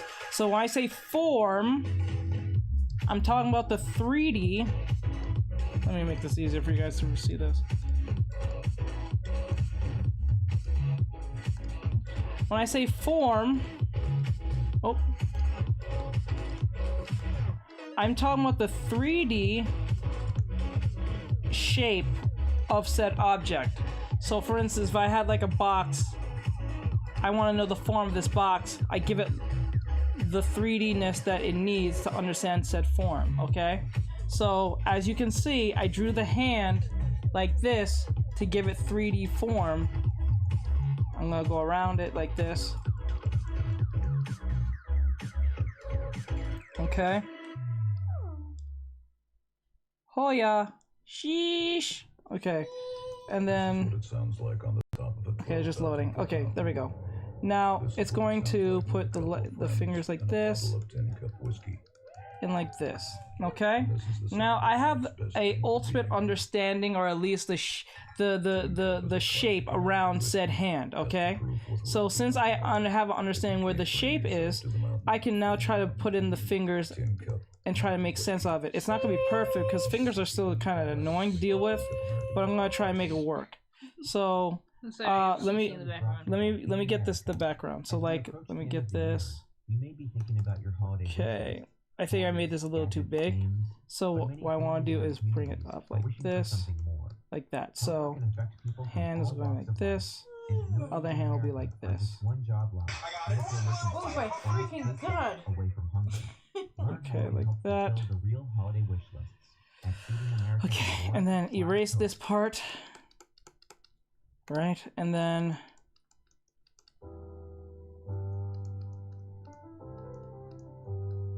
like that. Oh, let me fix that finger. It looks kind of weird. This doesn't even look like a finger. It looked like someone broke the finger. Okay, like take that away. Can't go around breaking fingers,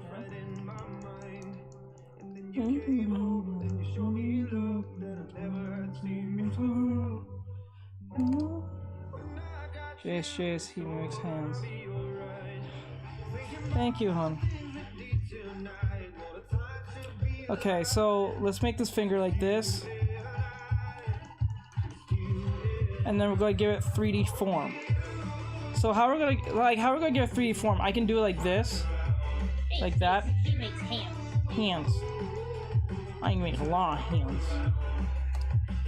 And then what I don't have to do, I don't even have to put this edge of the tip here if I don't want to. I can actually get away with it by pulling this finger in a little bit more if I don't feel like doing it. So like I can just do this, right? And then I can,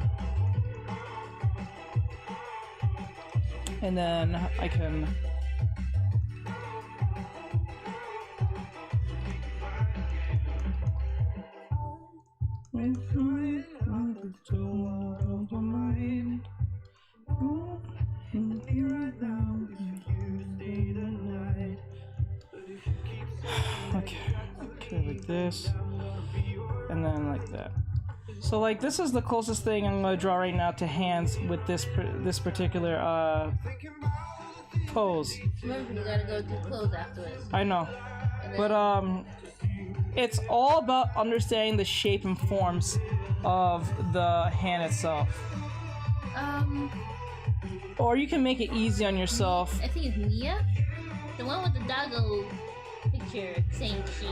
I know you had a question. I don't remember yours. Please repost it real quick so I can at least remember. Or what we can do is like, let's look at Link's hand here and make it more simple. See how it's like a box? You can literally make a box out of this. Like this. Thank you for the follow.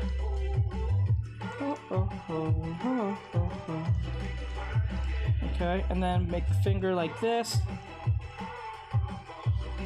right? And then I can make the finger like this, and then like that. There we go.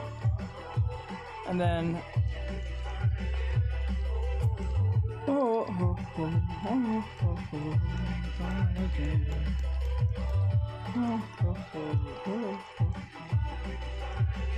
I am the dog wolf.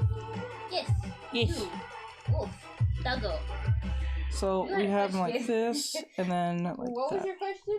So like trying to it's remember it. ultimately about understanding the forms of said drawing. Once you understand the form, you can actually get away with it. Because like if I right now were to make this small, it'll still look like a good enough hand from a far distance. In that sense, if you want to get away with that. See how? Like see how I draw the body now? It looks like an actual hand. I can draw it like this. I love how you come up right. It's like once I go into TikTok, it's like, oh, there he is. Who, me? Yes. And then you put the hand like this. See? You can get away with it if you understand the forms. This is why I tell my students to understand form first. Don't try to understand the hand. Understand the shape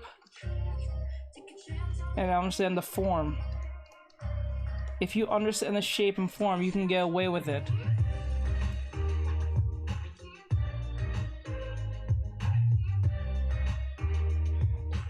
Jenny, why haven't you made any content lately? Remember guys, remember I said to you, the shape is like this. Say if I made a shape like this. This is not a defined shape you can just say it's a triangle, is a circle or anything. So to make this 3D, to get the form of it, either you use ellipse lines, like this. You see how I made it 3D? And I didn't have to do shading or anything like that. It's because I understand and I go with the form of the shape itself. The difference between shape and form, okay, shape is literally just your squares, triangles, your circles, rhombuses, rhombuses and diamonds, you know, that type of stuff. Form is just a fancier way of saying 3D shape, meaning your cubes, prisms, spheres, I guess 3D rhombuses, and then your 3D diamonds, in that sense, and then your cylinders. That's the difference. 3D, 2D. What I missed? Well, I just taught how to draw hands, in a sense, with using shape and form. I'll do one more hand drawing, and then we'll move on to clothing. So let me go to something a little bit more difficult. Hands. Okay, let's go with this one. You see how our hand here, how it looks? We want to get the idea of the shape. We're not trying to draw the hand, because what happens is I think a bunch of students look at the hands as like one whole shape. So what happens is when they look at one whole shape, they try to draw it as one shape and then gets lost in the fingers and stuff. Don't worry about that. Try to worry about what's easy for you to identify first. Identify it. It's a triangle like that. I hope that answers your question. Do you sell pictures NFT? I'm still not aware. I'm still kind of hesitant about that NFT stuff, but no. But I do commissions if you want a commission. Hey, Nosoko. Hey, what are you doing? Yes. Get off that. No one music. Okay. Hey, Neil, I hope I answered your question. Is drawing cartoon hand is harder to draw realistic hand? Both equally. They're all the same because they're still fingers.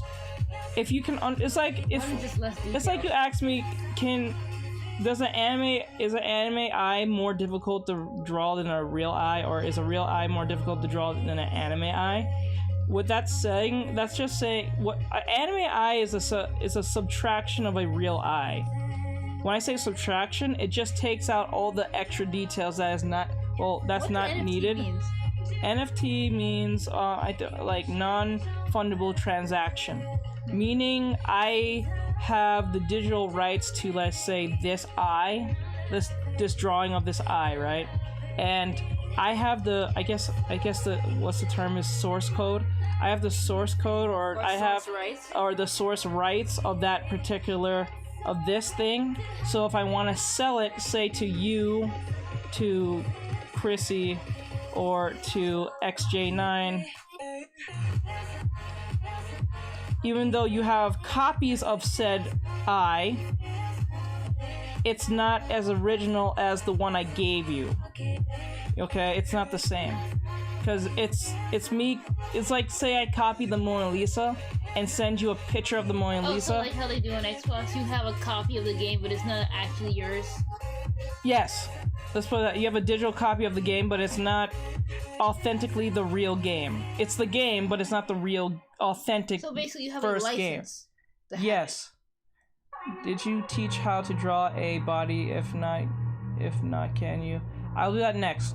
I was actually doing that earlier. They did on YouTube. So that's one. That's what NFT, for those who don't know, NFT is a non-fundable.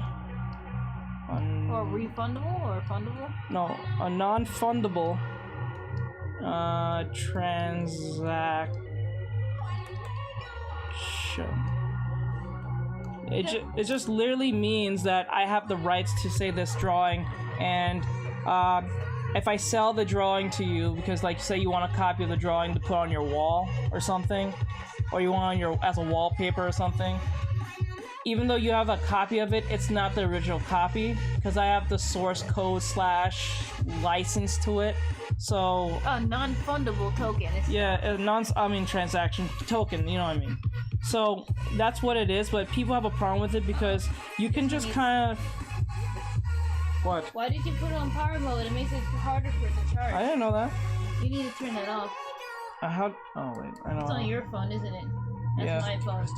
Just get the other charger. I'll deal with it later. We're Okay, near but- done anyway. I know, but it's on. So like, that's just what that is. It's a thing that's supposed to technically protect people who are doing things digitally, but it kind of doesn't, because you can just kind of screenshot stuff. Like it's a weird thing.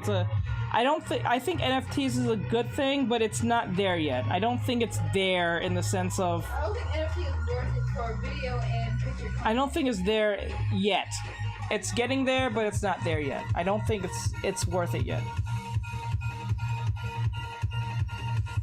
Especially if you're an artist, I don't think it's there yet. I wanted to get there. Don't get me wrong. I'm not saying I'm against it. I'm just saying I don't think it's where it should be right now, as we thought, as we know. Secure is actually selling. Yeah. So anyway, when drawing hands, this is the last time I'm drawing hands. I'm going to clothing, then I'm going to bodies. So Where's the other chargers? I only found one. And that's the one you're using right now. you had it. Nope, I didn't. Check the wall. So I'm making a shape around what I'm looking at. So it's like a, think of a guitar pick. It looks more like a guitar pick, the hand, based on how it's the perspective on how it looks. Wait, push, there. So because I can identify it as a guitar pick, what's gonna happen is I'm going to then do the mitten method, and then what's gonna happen, I'm going to spread it like this. What you can do is put a line here, put a line here, and put a line here. Now, what does this do? This gives you a clear indication of how far and how long your fingers are, so you don't make one finger bigger than the other. It's a great way of keeping things at least consistent in that matter. So, like, if I were to draw the, I think this is, the back, wait, no, the way this is drawn is weird. If our hands is like this, then the pinky is going this way. Her thumb is here. Her thumb is here. So, because the pinky was, okay, so the pinky's here, right?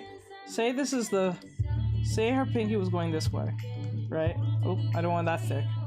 It's gonna look like a thumb. Okay, say like her pinky was like this. Right? That's the pinky. Now the pinky's this big, so everything else has to be bigger than this pinky from this point on, right? So I'm going to like this. Now what I'm doing is that I'm putting two fingers together next to each other like this. Now I have to be very cognizant of how I'm drawing this, because the finger that's next to the pinky is our ring finger, right? Our ring finger, right? So our ring finger is, well, my ring finger is shorter than my middle finger, but it's taller than my pointer finger. So, Thank you for the follow. so what I'm going to do is I'm going to make this like this, right? And then this is my middle finger, because look at the middle finger, it passes the mitten limit meter I put here, right? Now the other finger will go like this, but since we have it in such a way, we're not gonna see it, but we're gonna know that's gonna be smaller than the rest, right? Now we have our thumb, which is next to our pointer finger, and our thumb, depending on how we draw a thumb, I don't want our thumb going up like that, so I'm gonna just make it a bump like this, or at least close to being a bump, so we can make sense out of it. So, like this, and then like that. And then we're gonna make the thumb like that.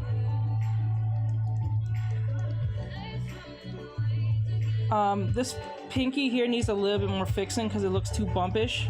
We don't want that bump there because it looks like a weird pinky thumb, and we don't want that. So it's always good to look back at your pinky just in case, because the pinky is going this way, so we want it to look like. Thank you for the follow. Thank you for the follow. Thank you for the follow. I do appreciate it. So you have to Thank you for the follow. aware of this and just take your time, be patient, and don't try to rush it. Try to take time with your fingers.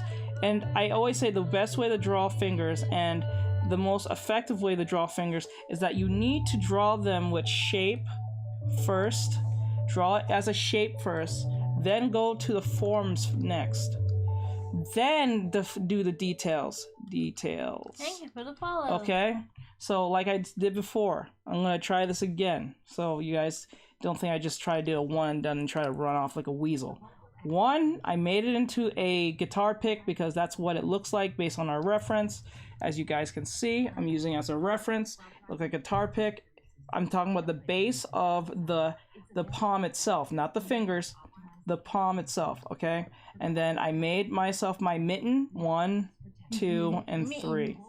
Now, my mitten meter will let me know on how long my fingers are. Let's see. So if I were to, right now, draw this with a finger like this, Welcome though. and then I make another, oops, let me make it like this, like that, that, like that. Right, and then I make the other finger like this. Oh wait, the other finger's going up. So I make the other finger go up like this. But remember, our pointer finger is shorter than our ring finger. What do you draw with? I'm drawing with a XP pen display tablet, 21.5 inch screen monitor. And program is? And the program is Clip Studio Paint Pro, to be specific. And like that.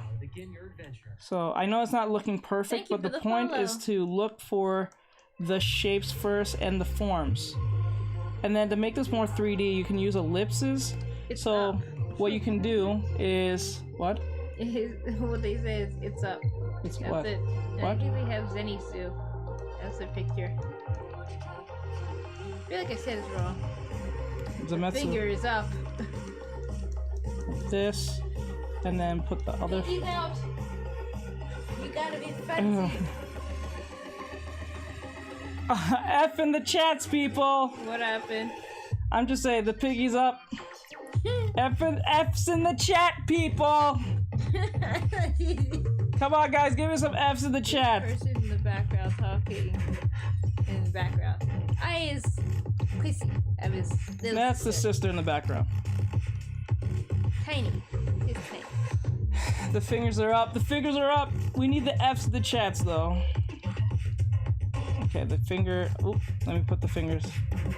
Fix that a little bit. I don't want to make that too thick. Okay, there we go. So what we do is like this, and then like that. Okay. Like that, and then we put the thumb.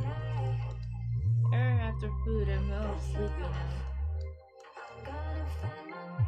Are you telling me this? You're so good at drawing.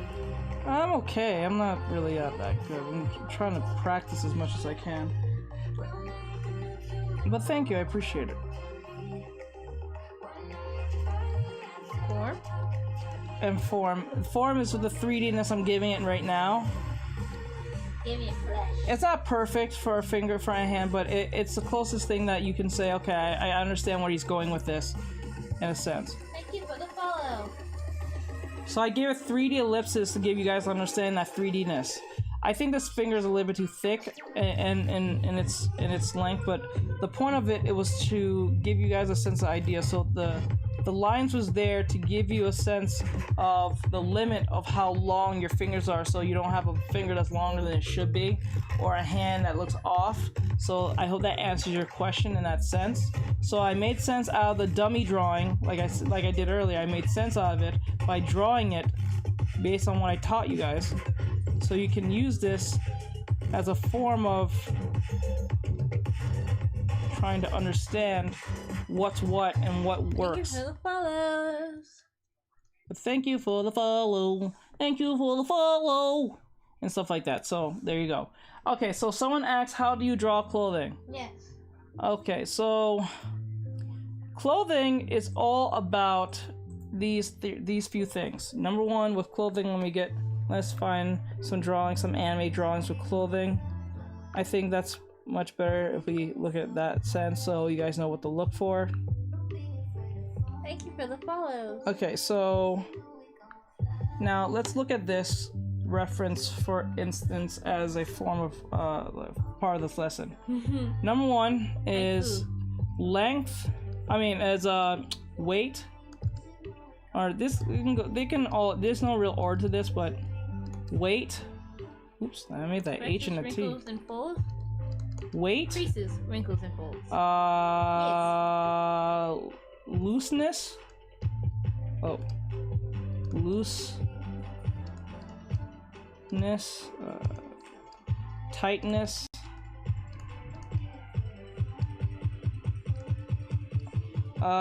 Looseness, tightness, weight. Fabric. Looseness, tightness, weight, fabric. Thickness and thinness. Thickness and thinness. Thinness. Okay, yes. So, what do any of these have to do with clothing? Now, for instance, look at her outfit here. It's made for sportswear, so 9 times out of 10, it is loose. Enough. But it's quite fitted to the clothes, so it's not tight either. It's somewhere in between loose and tight. So these two are kind of like not equal or not the same. It's just fitted perfectly. Now the weight of it's gonna be pretty light. I'm pretty sure it's light, right? And the fabric, it's thin clothing. It's a t-shirt, or I think like a not a t-shirt. Obviously like a. What's the right word? I don't know why I'm falling. It's like thin fabric in the sense of sportswear. I'll say sportswear. Just say sportswear fabric. Sportswear. And its thickness is not there, but its thinness is. So it has thickness, it's sportswear, it's between thick looseness and tightness, and it's light. So since we know that it's light, it's thick, it's going to wrinkle. That all that means, that indicates to us that it's going to crease, it's going to wrinkle, and it's not gonna fold. Not as much. It's not gonna fold. It's not gonna fold. Do you know how to draw skirts? Yes. I'll show that in a second. But well, just using this as an example for those of you who did not know. You're so good at drawing. Thank you. So what it is that the crease, the wrinkle, and that means that it's going to wrinkle around mainly the joints. It's going to wrinkle around where there are... Hey, you! No! No! No, you gotta wake up. They like you. No, you have to read. Read. You bring me follow. Stop it. Anyway, it goes around the joints. It goes around just action in general. Thank you for the follow. Actions in general, joints and actions in general. So what this means is that if I were to draw this outfit, this same outfit, let me just put this in the side over here. Now her outfit, I'm going to draw her outfit right now. Or I'm going to draw the body first.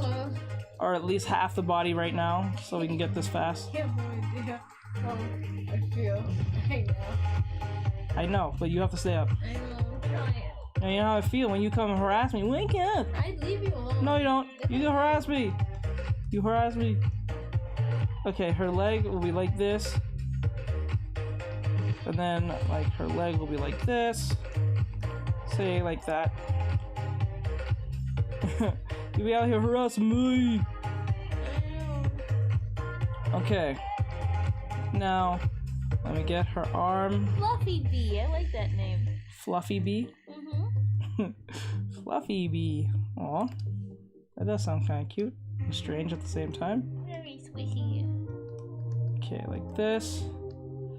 And then her arm, let's just say her arm is going like this way. I'm making her arm just go this way. I'm not even going with the reference. I'm just literally making her arm. Now, we're not going all in with the drawing in the sense of trying to make it perfect.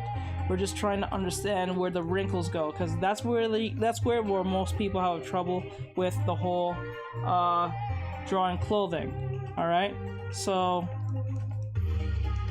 right now, since she's making movement, what's gonna happen is that if you don't know where to put the wrinkles, even though other than where under the armpits and the joints, there's this method I learned from Zoe.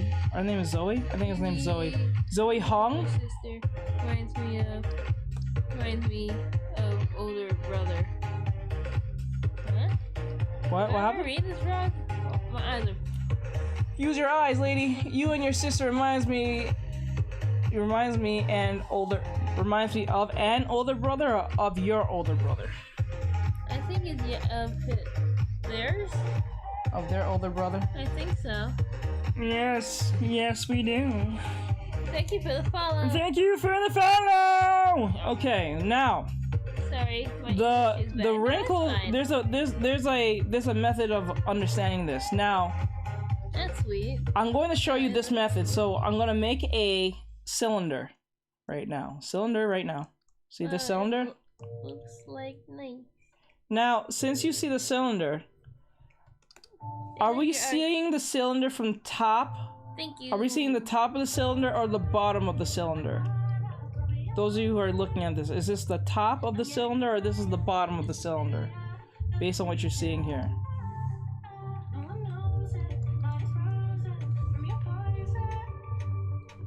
Welcome. Ah, my back. I'll be that Top. one too. Correct. Yes, we're going for the top. I answered everything. Now, you must wondering, what does that matter with clothing? Now, what I learned from, I think it was Zoe Hung. She taught me this method of the direction of where the wrinkles are going. So if you see the top of said cylinder, that means the wrinkles are going bottom. That means it's going the opposite direction of what you see. So like if we're looking at top, they're going down. So the wrinkles are going downwards. Okay? So like how did I apply this to my character? So like for instance, if your character is wearing, let's just say we're gonna put a cylinder inside our character right here. We're gonna go with the contour of our character. Now you must be wondering,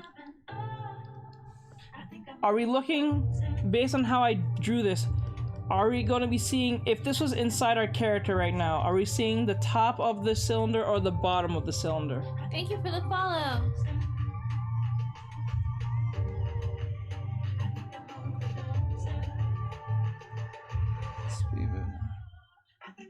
Top. Top. Top. One more, I need one more person.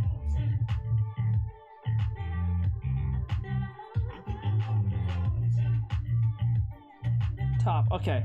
Now, yes, we are going at the top, because you can see it. Because if I were to draw this in the 3D space, you won't be able to actually see the bottom. Because if we were standing in front of our character right now, and there was a literal, say, can was on top or front of them, we will be only seeing the top, not the bottom, from this angle. Because I'm going with the body. I'm not just making a cylinder for you to see the top. I'm going with the body itself. Alright? So, since we're seeing the top, that means the wrinkles are going to go downwards. Okay? We're going downwards. The wrinkles are going downwards. Okay? Now, you must wondering, okay, I get that, but what if it's like the leg or something? So, okay, let's say this is the leg, which is it is. This is the leg here. I'm gonna move this leg over here. Jeff Jones, owner of I'm gonna move this leg. I'm gonna erase Business this. is going so well that J&J Save. expanded No, I'm gonna go its for the arm Southwest instead. branch, Fuck that. which means I'm going for the Jeff arm. Jones Let's just say the arm's going like this. is America's I'm going first to make a cylinder inside the arm alongside said. I'm going inside the arm. So I'm not making a cylinder randomly. I'm going with the contouring of the shape of the shape of the arm based on the angle it's going. Okay? So do we see the bottom of this? Because it's going upwards, so this is the bottom. So are we seeing the bottom or the top of the cylinder? Bottom. And a partner who includes 5G in every plan. So you Are we seeing the bottom or the top? Bottom? Yes. Yes. Yes. This is the bottom because remember, her arm is going upwards. It can't be the bottom if it's going upwards. That doesn't make any sense. You see what I'm saying? You can't go upwards at the bottom. You can only see the bottom because they're going up. See how that makes sense? You can't see the bottom of something unless it's going upwards. Or you're under it going upwards. Does that make sense? Because her arm is like this. Now let's put it this way. If I put the cylinder in this arm, based on how her arm is, are we looking at the top or are we looking at the bottom of this cylinder right here? Is this the top or the bottom? Top, correct. Because for us to see the top, it has to be at the bottom.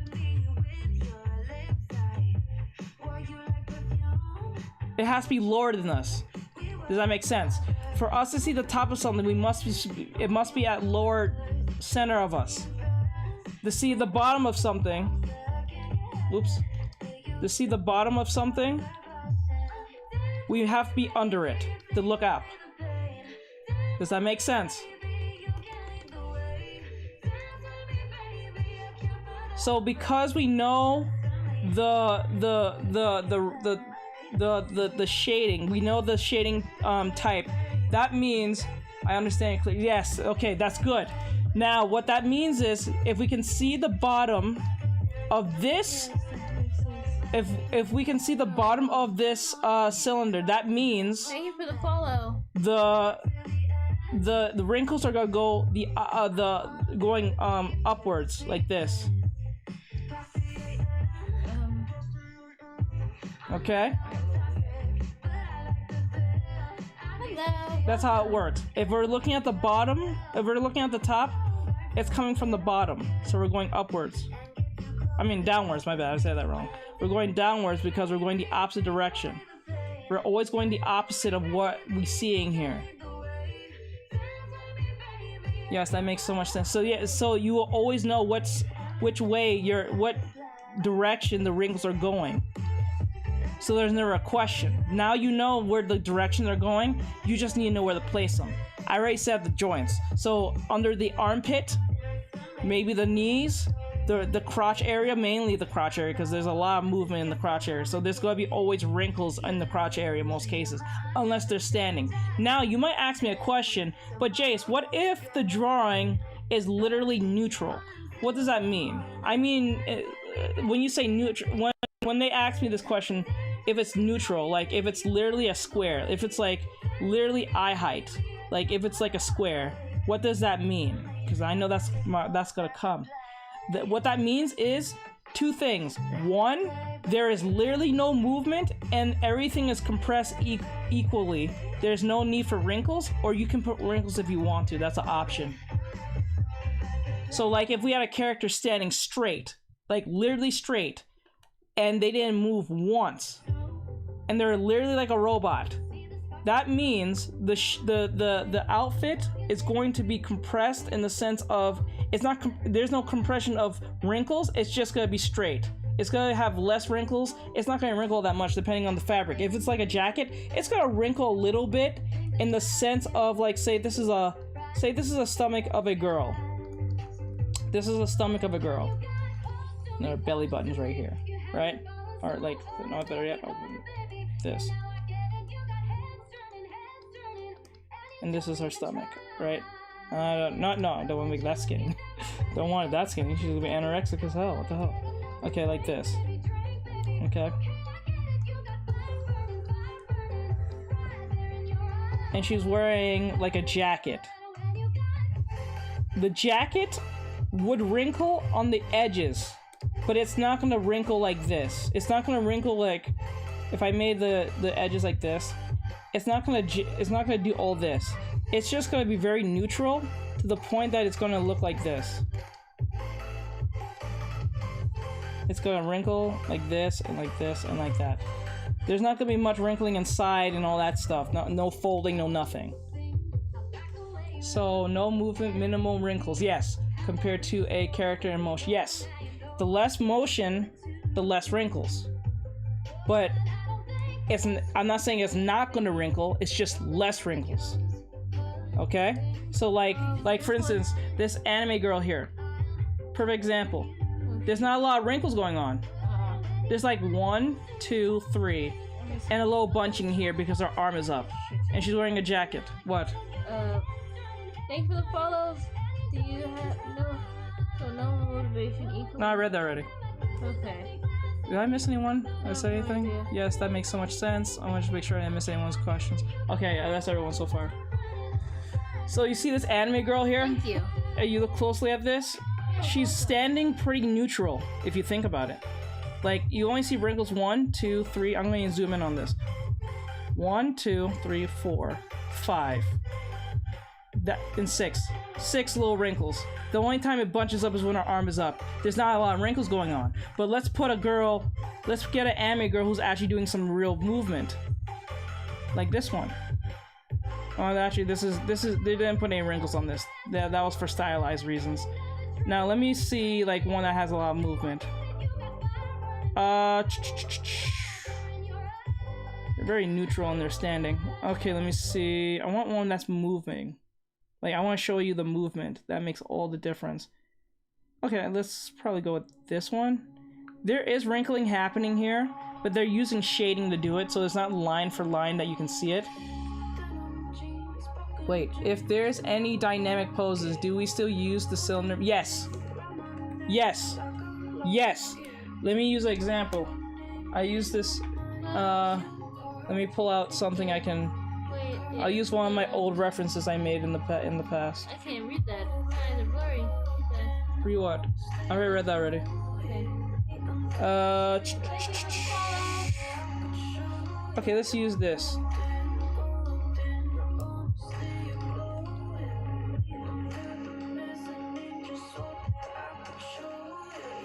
Okay, we have this. We have Cherry. It's an old drawing I did in the past. Some of you may know I've seen this before. So, like, you see how she's moving? This is before I got into drawing clothing. But now, since I have a better understanding of clothing, you'll see where my mistake is. I made the mistake was that I made it more pressed onto the body, that it's like it's stuck to her skin. But the point is what I'm saying here, and this is how you learn. I'm going to make a cylinder. Let's just say this was a cylinder. We're going with her leg. Now, based on the cylinder, how I drew it, we're seeing the bottom of said leg from this angle. Now that means everything from that part is going to be wrinkling towards the crotch. Okay? Now, what about this leg? But what about this leg, Jace? It's showing me the top of. That's fine. If it's wrinkling, because remember the knee here is the neutral. It's neutral here from this point. So let's put it this way. I'll start from here to here. All right? Oh, no, I'll start from. Shit, I did that wrong. Here to here. No, better yet, here. Okay. We're looking from the bottom of here to this knee, and from this knee to here, cylinder-wise, we're looking at the top of it, because the knee is the neutral area where the changing of the perspective happens. So if we're seeing the bottom here is going up top, if we're seeing the knee and we see the cylinder bottom, we're going bottom. We're going the opposite direction. So we're not going upwards, we're going downwards. We're not going downwards, we're going upwards. Do you know how to draw feet and toes? I know how. It's just not something I usually draw a lot. So, but yeah, I can give you a demonstration on that. Or like this arm, for instance. I can only see the bottom of this arm because I'm going with the silhouette of the, or at least the shape of the arm itself. That means the wrinkles are going upwards because we're looking at the bottom. The wrinkles will climb upwards, but you have to be aware of... Okay, when I say climb, I'm saying that gravity's gonna be pulling like this. Alright? So like her stomach, for instance, let's just say from here, I think from here to here. Okay? So the bottom here, everything from this point is going to go up. Because we're seeing the bottom of this of her, well, her stomach or waist, or case may be. All right. So what that means is that the wrinkles are going to be falling down, or at least be stretched down like this. You see how that works? It's gonna make sense. There's always a pattern to all these things. What if we're looking at the bottom of the cylinder? Does gravity affect wrinkles going up? Yes. So like I said earlier, see, like this leg here. We're looking at the bottom of this cylinder. So 9 times out of 10, the wrinkles are going this way. It's going this way. Because don't remember, when I say that it's going up, what I'm saying is that it's the wrinkles are going to be more organic coming this way from up top. They're coming more organically from up top than coming from bottom, because we can see the cylinder. If you guys are still having trouble with this concept, I do recommend Zoe Hung. She does explain this better than I do. I will show you her YouTube channel. Please subscribe to her. She is a great fashion illustrator. This will still apply to you, to those of you who are fashion illustrated, or those of you who are wants to create characters in video games and stuff like this, this will still apply to your studies in that sense. So don't think I'm just telling you this for just fashion, because this is not for fashion. This applies, but you can also use these methods for your characters, your OCs, or whatever the hell. It doesn't. It still applies the same. So I'm going to show you who she looks like, and you can find her, so you guys have a sense of understanding. I think it's Zoe Hung. Yes, it's Zoe Hung. You can find her on YouTube. It's here how to draw clothing or wardrobes, wraparounds, and hemlines and all that stuff. She'll give you a good demonstration. She taught me how to do this and understand. At first it was kind of confusing, but after watching the video a few times over and over again, you start seeing the pattern. And then when you understand the pattern, you can get it. If you don't know what her channel looks like, I don't want to click on the video and then it causes trouble. So like, it looks like this. It says Zoe Hung is with her drinking, I think, coffee or a mug. She has a mug that she's drinking. It says YouTube Zoe Hung teaches, and then she teaches how to draw clothing. So if you have any issues there, you can go to her. She explains it better than I do. Do natural like movements produce less wrinkles or no? No, any movement produce no. There's whether it's natural or unnatural.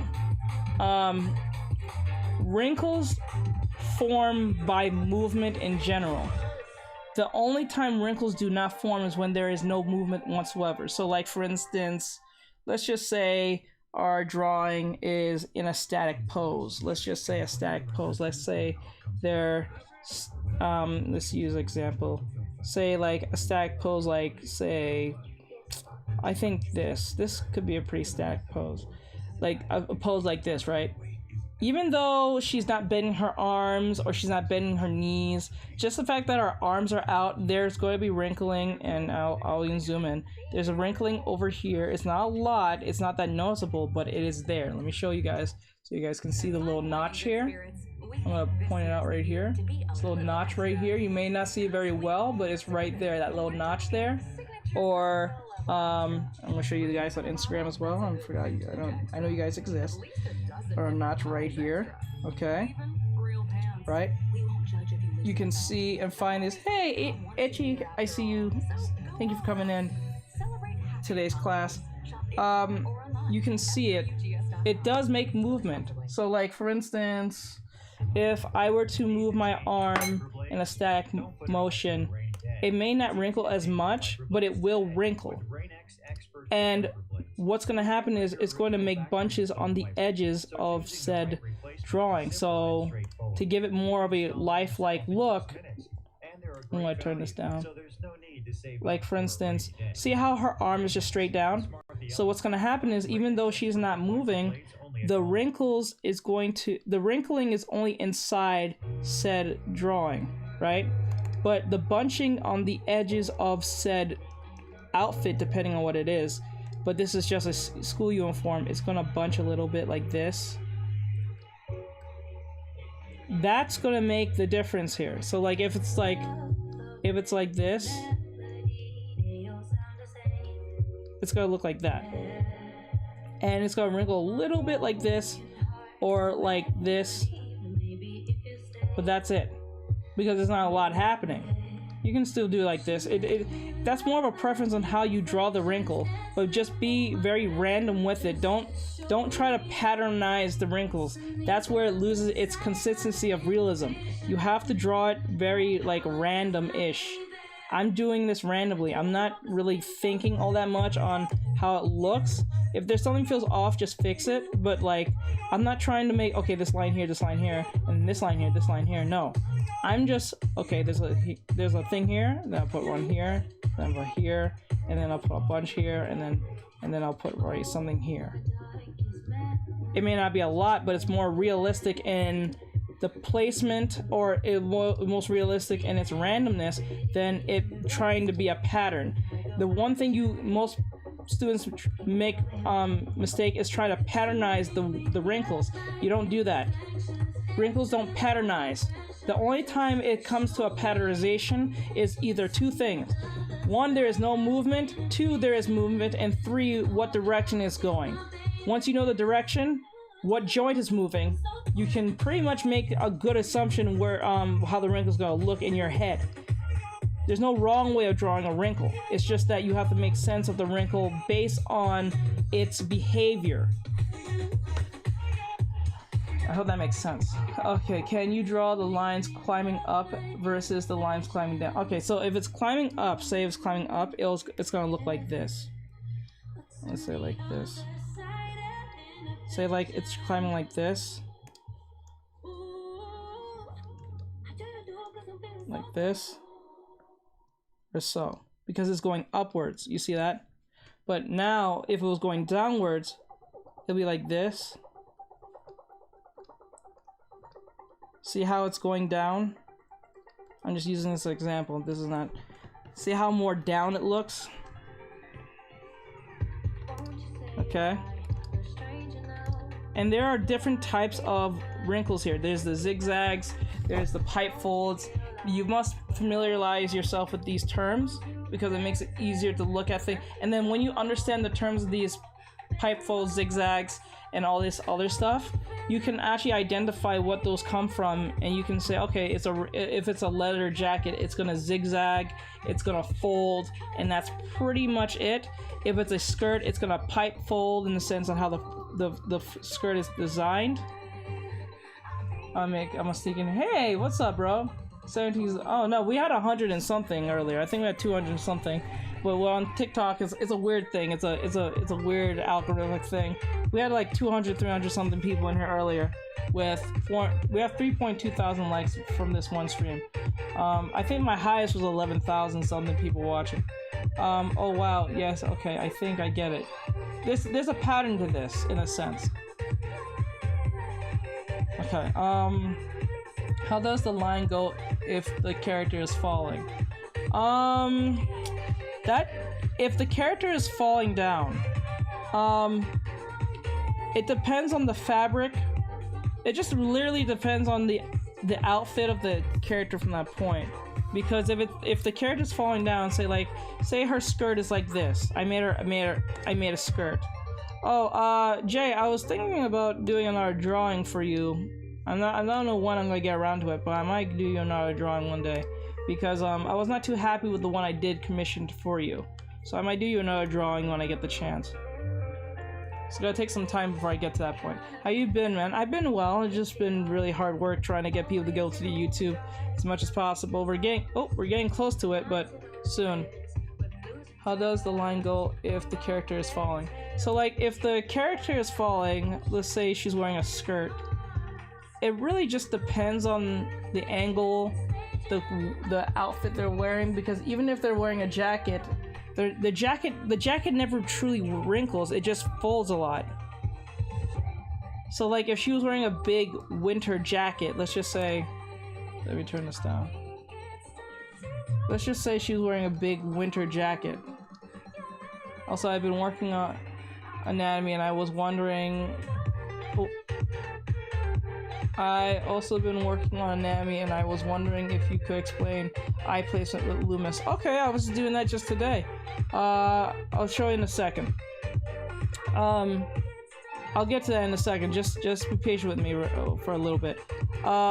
So if she was wearing a big winter jacket right now, right? Let's just say she was. It's not going to wrinkle. It's just gonna fold. Say her jacket was open like this. A big, fat jacket. Let's just say her jacket was huge, right?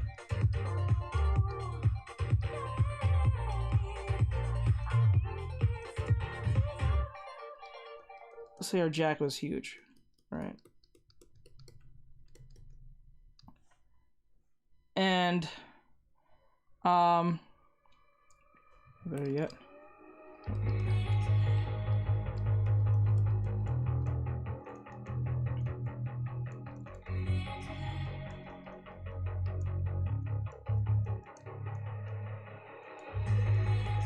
Okay, like that. Like that. Okay, you see how like it's a big jacket? It's just gonna fold a lot. It's never gonna wrinkle. Because I know it's a jacket, so jackets don't wrinkle, they fold. They wrinkle in certain situations, like under the, like, say the armpit or something, but they're usually folding most cases, or zigzagging in a sense, depending on how leathery the jacket is, but it never truly wrinkles.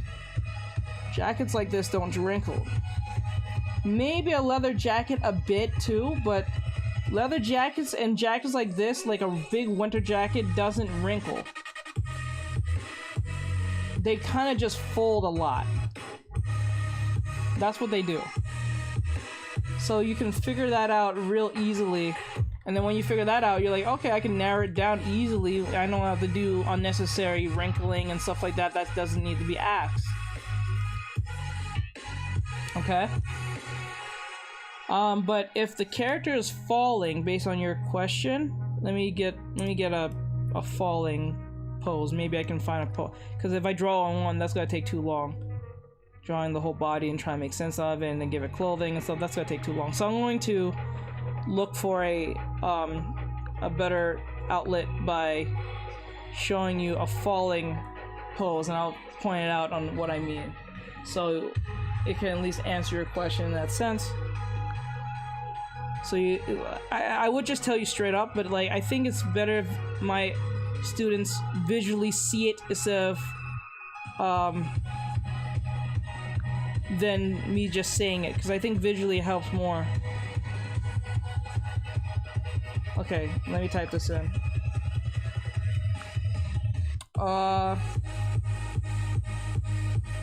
Falling. Falling anime pose.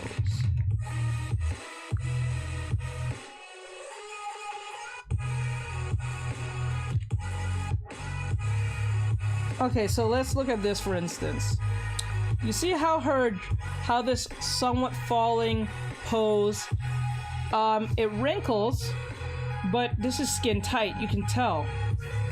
This is a skin tight outfit, so it's going to wrinkle around the joints or very close to the body, but it's not gonna wrinkle like if she was wearing I guess a skirt or something much more looser, okay? So the way you wear the clothing will determine on how not the way they wear it, not the way they wear it, but what they're wearing will make all the difference in the fall itself based on how it looks. So like if this was like, say, Shinji, I think his name, Shinji from Evangelion in his angel suit, it's not gonna wrinkle because it's skin tight, right? So it's irrelevant to even see him fall and see any wrinkles. But if the character was falling down with something much more looser, say like, see here, there's folding here, there's wrinkles under her, there's not a lot, but there's wrinkles under, because that was a stylized choice, to be honest. That's not super detailed, but like under her armpit there's wrinkling here, there's folding here, there's folding here. And if I have to guess, she's wearing a sweater or something heavy, so that's why it's not wrinkling. Same thing with, see, like jeans don't wrinkle, they fold a lot, like that. They only wrinkle mainly around the crotch area and a little bit behind the knees, but in most cases they're folding most of the time. So no one will fault you if you didn't put no wrinkles on your jeans, but they'll fault you if you don't put no folds. Like for instance, look at this. Look at this. This character's wearing a giant, I think this is from Attack on Titan. Damn it. What the hell?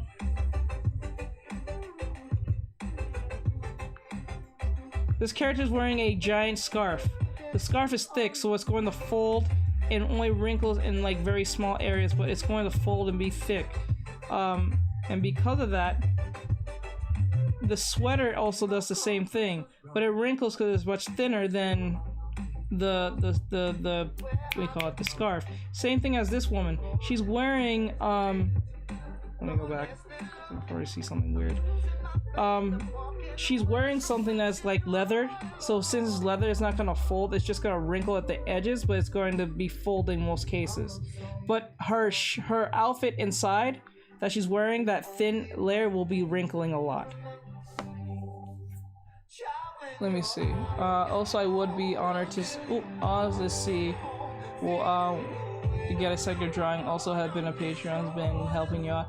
I'm not gonna say. I'm gonna say no because I have not been focusing on the Patreon. That's why I want to get to the 1,000 on YouTube. So the Patreon will help the YouTube. So we're at 200 away from YouTube. So once I get the 1,000, I'll be focusing on the Patreon from that point on. Patreon helps Jace teach us. Yes, please help us. Please help me over here because, like, if you want to help me in the financial sense, whether it be Patreon, follow the YouTube, and then I'll be focusing all my time on the Patreon and making exclusive stuff for you guys because I know I kind of put that on the back burner because social media is really brutal. I mean, really brutal. So I already passed the requirements on Instagram and TikTok. Now I just passed requirements for YouTube. I can focus on just Patreon alone from that point on. I don't have to worry about anything else from that point. So if you guys like what I do, you can go to my YouTube. If you don't know what my YouTube looks like, you can just go and it looks like this. And it's the same picture, same everything. You can find me on Instagram. You can click on my link tree on Instagram or TikTok. You can find me right here. We're at 779, so we get to 1,000. So if you guys want to join and follow and see the next tutorials I'm going to be creating, I'm going to be redoing some of these tutorials I did in the past. A more up-to-date, more fast-paced, more fun-looking, more not just educational, but a lot more entertaining. That's what I'm trying to get, and then I can focus on Patreon. I'm trying to make more entertaining videos for you guys, so it can be entertaining, educational, and helpful all at the same time. So subscribe. Oh, good luck, man. Thank you. I really do appreciate it. I'm really trying my best here to being a teacher as much as I could to teach you guys what I know. Hi VP, I see you. Do you have any tips when it comes to learning anatomy? Yes. That's my next thing I want to talk about because I think I'm done talking about clothing. I think I answered the question that the person asked about clothing. So to just recap on clothing, once I move on to the next thing because I have an hour left. Let me see. Let me move this out of the way. Okay. So number one thing you must look for when it comes to clothing, there are these things, and you may think they're irrelevant, but they are more relevant than you think, and actually they'll help you to understand wrinkling faster. And I also recommend Zoe Hung. She will teach you better than I would because she gives great advice on how to draw clothing specifically. What did I miss? Are you done? I have an hour left. I was talking about clothing. I talked about heads. I talked about what else? I talked about hands. I talked about clothing. I think I talked about something else, but I can't. Oh, shapes, NFTs, and all that stuff. So, thanks for the info. No problem. No problem. But thank you. Thank you, Jay, for the support, man. You really mean a lot to me. Thank you, man. And I can't wait to get another shot at your drawing because I think I really didn't do a good job because I didn't like how the clothing looked on your character. It looked like it was pasted on her skin. But since I have a better understanding of clothing, I think I can knock it out of the park this time. Hopefully. But just to give you a recap, 1, you must understand the weight. 2, you must understand the looseness. 3, you must understand the tightness. 4, you must understand the fabric. And 5, thickness and thinness. And please, the reason I'm putting in numbers, it's not in a particular order. I'm just naming them down the line. Okay? They're not. You don't have to learn them in a particular order because they all work in all tandem with one another in some form, in some shape and size. Now, there's one thing I need to mention before I go on to anatomy, is that when you're dealing with skirts, and I used to make this mistake too, and this is part of why I want to redo Jay's drawing, is because when you're drawing skirts, people tend to, I got the hiccups, people tend to draw skirts like this, and they don't draw the skirt, they draw the skirt like it's some type of, like, organic thing, okay? The skirt has a ratio limit of how it goes, okay? So what I mean is, don't draw the skirt like this, and then let it stretch out like this.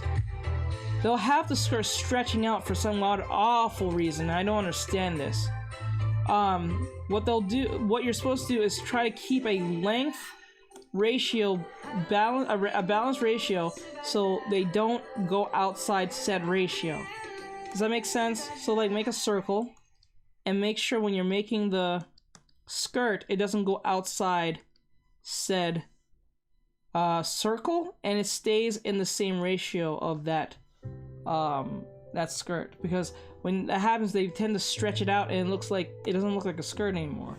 Unless the skirt is really loose and very long, then you can probably get away with it. But if it's like a pencil skirt, if it's a schoolgirl shirt, sailor girl type uniform from Japan, it's going to be relatively, I won't say short, but it's going to be by the knees. So make sure that when you're drawing them, it doesn't pass the knees. Bee's knees, you know? Could you touch onto hair a little? I struggle with that a lot. Okay, this is where I'm going to talk about heads. Now I'm going back to talking about heads, and then I'm going to anatomy completely from that point, because that's going to knock out 2 questions at once. Now, to draw, and I'll use this, I drew this yesterday. This is how I mastered I want to say master, but I have a good understanding of the Loomis method. So like, for instance, when I was drawing the head, you must have a good understanding, and yes, I drew this. You must have an understanding on the Loomis method. The Loomis method works like this. Number 1, you have a circle. Oh, I'm gonna draw it outside of this so you guys can understand. Number 1, you have a circle, right? Number 2, you make a crosshair. Number 3, when you do this, you have to make the cross. You must cut off the lines of said circle. Now, why are we doing this? Because I'm not gonna just tell you what to do and then not tell you. Because if I tell you and have an understanding of why I'm doing this, you can make, oh, that makes sense. And if it makes sense, you're more obligated to do it than me just telling you do this, and that's it. You gotta feel like, okay, that makes sense. I guess it works, but then again, how do I apply this and not forget? You know, I understand how that goes, because some teachers do that, and I don't like that either. So you make a circle. It's supposed to represent our cranium or the head in a sense.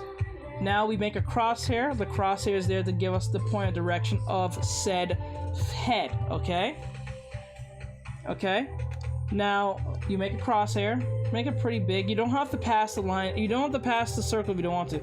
You can make it stop inside the circle if you want. I just do it. That's just my preference to put it outside the circle, okay? Next, you cut off the cranium's hair, the circle. Why we're doing this is because the cranium of the head isn't really this circle-ish thing. It's more of a square, if you believe it or not. The only reason why we make a circle is make it easier for you guys to understand doing this. I think that's the only reason.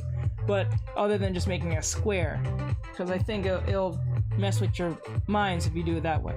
So you cut the head of the circle, which is supposed to represent the head, and then the next thing you know, you make a grid line. How you make a grid line?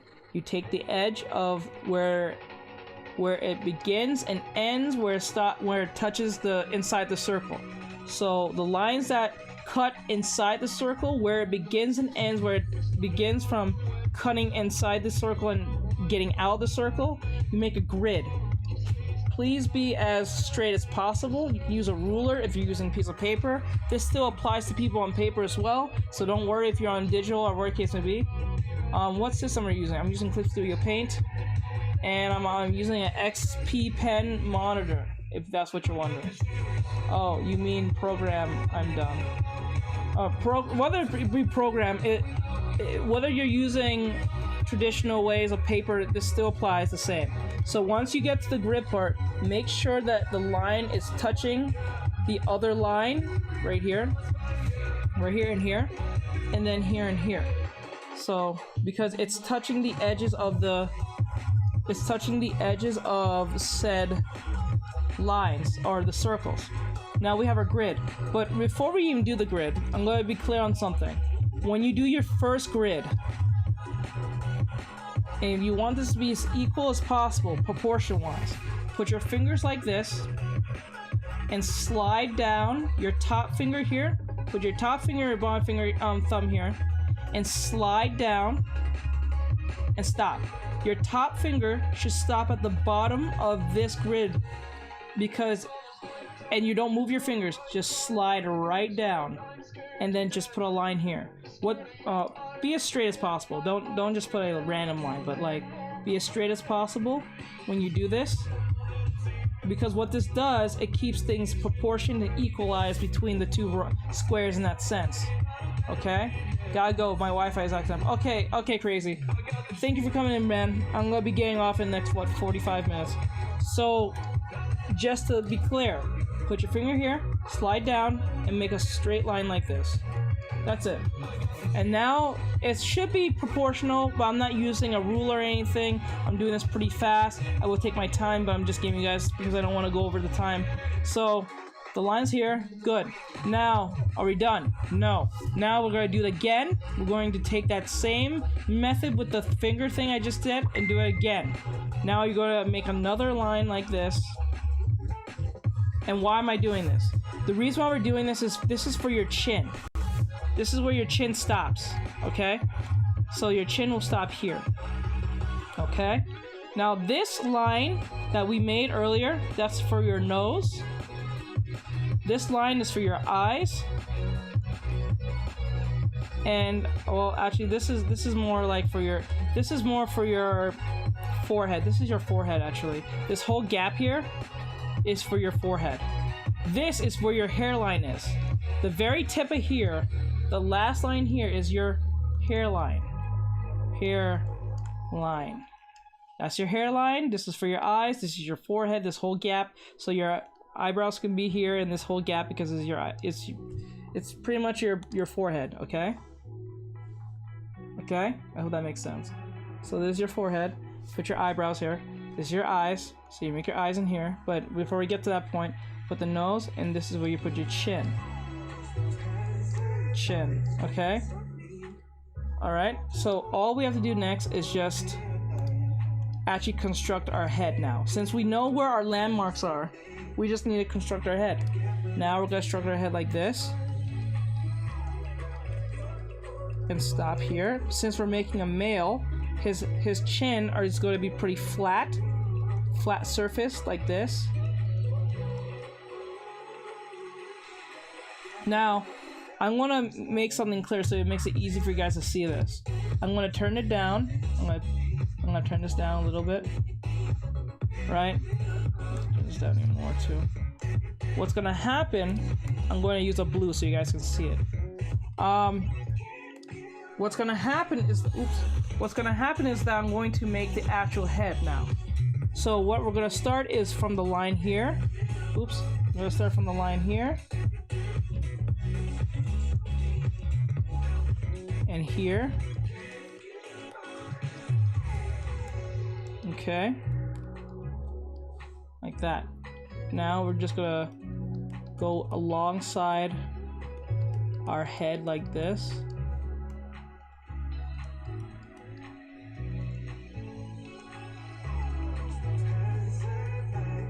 Okay. Okay.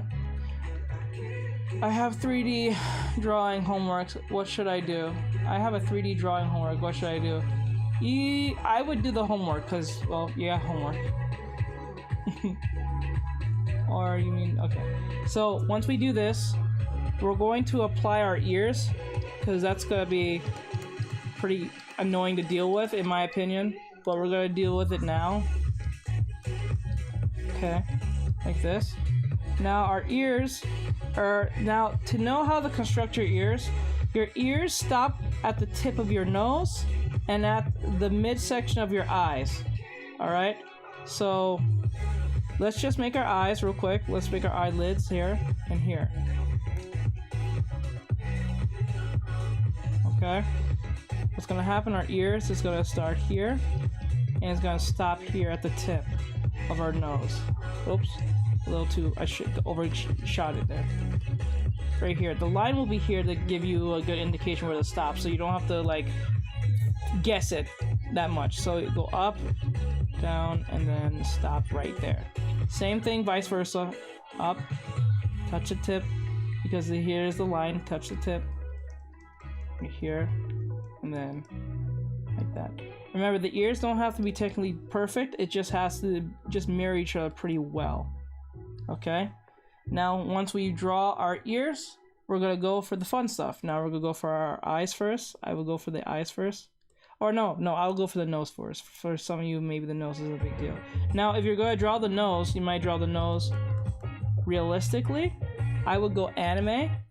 And just to be clear, you can use the same method on anime characters. So like, you guys can see the anime, the more realistic looking DC looking character that you see here. Not DC, but like more realistic looking detailed person, right? So what we're gonna do is turn it down, and what I'm gonna do, I'm going to give his nose an anime nose. Oops, let me do that. An anime nose like this. Okay, and then I'm going to change his eyes like this. And get his eyes like this. Okay. Remember, I remember you. I'm sorry, I like this song.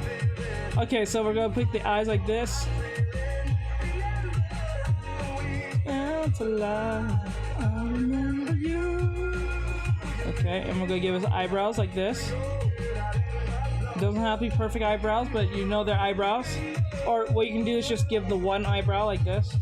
And like this, if that makes it easier. But then again, I would just give him a little more of a defined eyebrow in that sense, like this. Oh.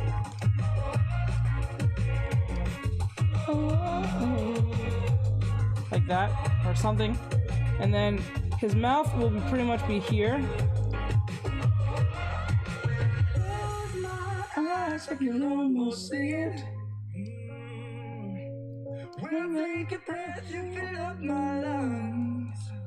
Okay, and then like this.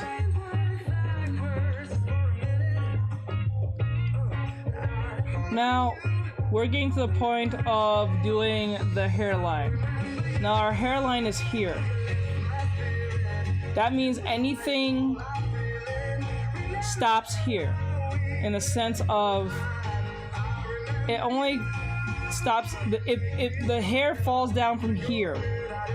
So if the hair is like, say his hair is long, and this answers the hair question. When you're drawing hair, there are three things you need to keep in mind. One, where is the hair coming from? Let's just say the hair is coming from here, right? You need to have a point of reference of where your hair is coming from. If you have an understanding where the roots are coming from, or where the hair is usually falling from, you can make it look realistic, or at least believable in that sense. So let's say he has long hair.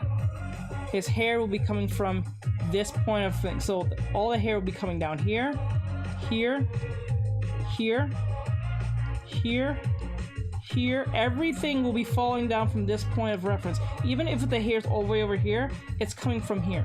So let's go back. Okay, like this, like that, like this. Oh, let me use a different color so you guys can see it.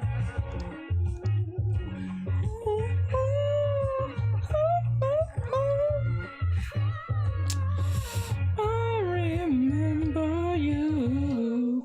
I love that song. Anyway, hey everybody. Okay, can you draw a banana in the corner, please? Sure.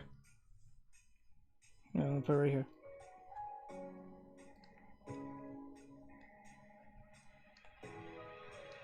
Make a green banana. Make it plantains.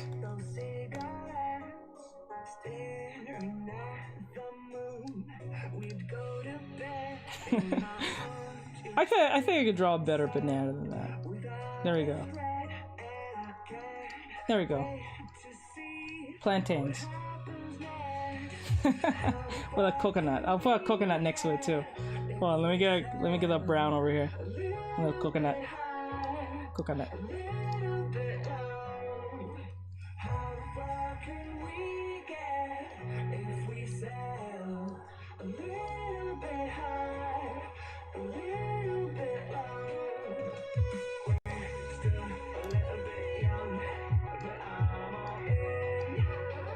And probably some strawberries too, just for the shake.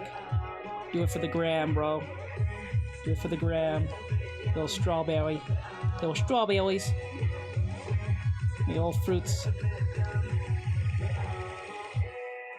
There you go. Oops, not. Berries and cream. Okay, we'll put some blueberries. Blueberries.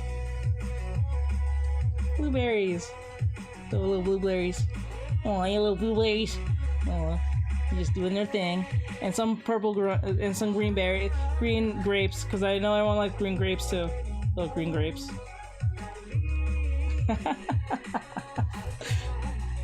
That was cute. Okay. So back to that was cute. Okay, so what we're gonna do, we're gonna make the hair come from one particular place. So like for instance, if we wanted to give him, oops, we didn't want to do that. If I wanted to give him hair in the sense of, wait, is that one? Oh, they're all on one layer. Damn it. I have to do something about that. Okay, delete this. Delete. Okay, delete. I don't really like how he looks, but like I'm just using this as an example. Now we want his hair to look like, I'll give him hair like this instead. And this goes for any hair style. Every hairstyle is going from a certain direction all the time. So if his hair was like small and big like this, you could do it because the hairline is here, right? And if hair is like this, and then you give him a shaved buzz cut like on the side like this. Like that. Like, you see what I'm saying? Because the hair is coming from this hairline. Not from, but it stops, it begins and ends here. What to do if I struggle with like the coloring, lighting, and hair? So, okay, so to teach you a certain, this is what you should understand when you're drawing your characters or coloring them. Okay, so like for instance, this is a character I was working on the other day. I don't think they're gonna be full-fledged. I don't think there's gonna be an OC. But, see how her hair is pink? I'm gonna make it into a her. First I'm gonna make it into a him, but I think a her is better. This is how you color hair. Number 1, you pick the color.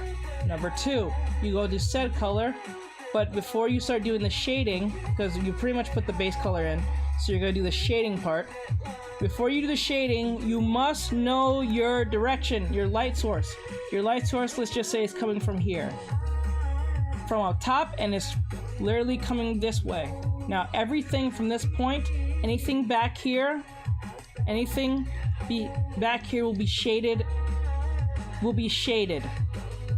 Anything on top will be blued. Anything will be blue, well, not blued, it will be light, okay?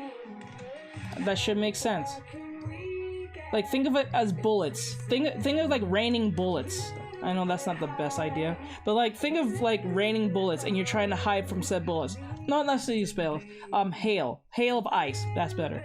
Rather be pelt by ice than bullets. Anyway, imagine ice, right? It's falling down, right? So when the ice is falling down, think of you being a bug and you're hiding under the hair. You're hiding anywhere you find any type of safe haven, okay? So that's how you should always think of shading. Think of like under these are all safe havens of being hit by ice, okay? I hope that's a better metaphor. I'm horrible at figuring out hair shape, especially doing slick back hair. It's okay, it's all about direction, that's all about. I like that. Thank you, hon. Aw. Okay, so what's gonna happen is here, we're going to pick the color, right? Color. We're going to go to said color. We're going to go to our color wheel, not our color picker yet. We're going to cool down our shading.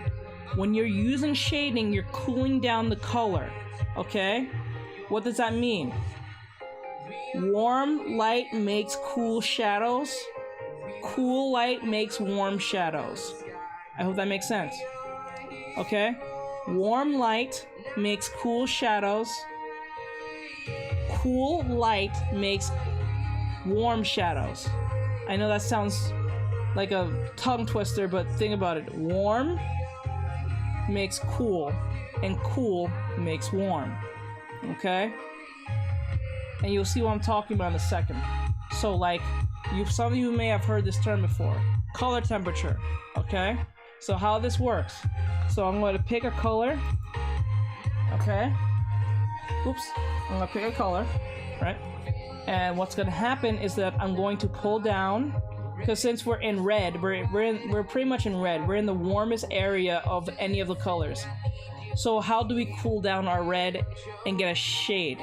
Now, a cooler color is pink.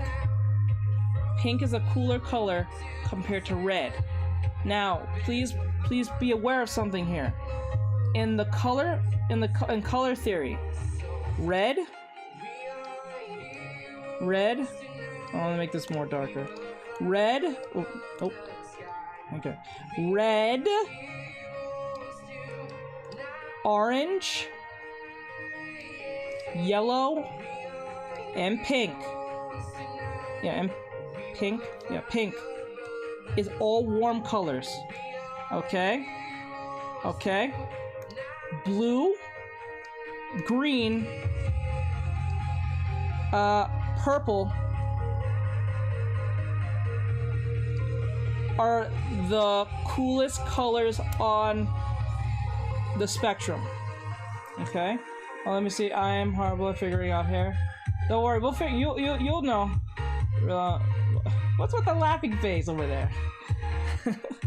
Anyway, let me see. So we got blue, we got purple, we got blue, purple, and green. We have red, orange, yellow, and pink.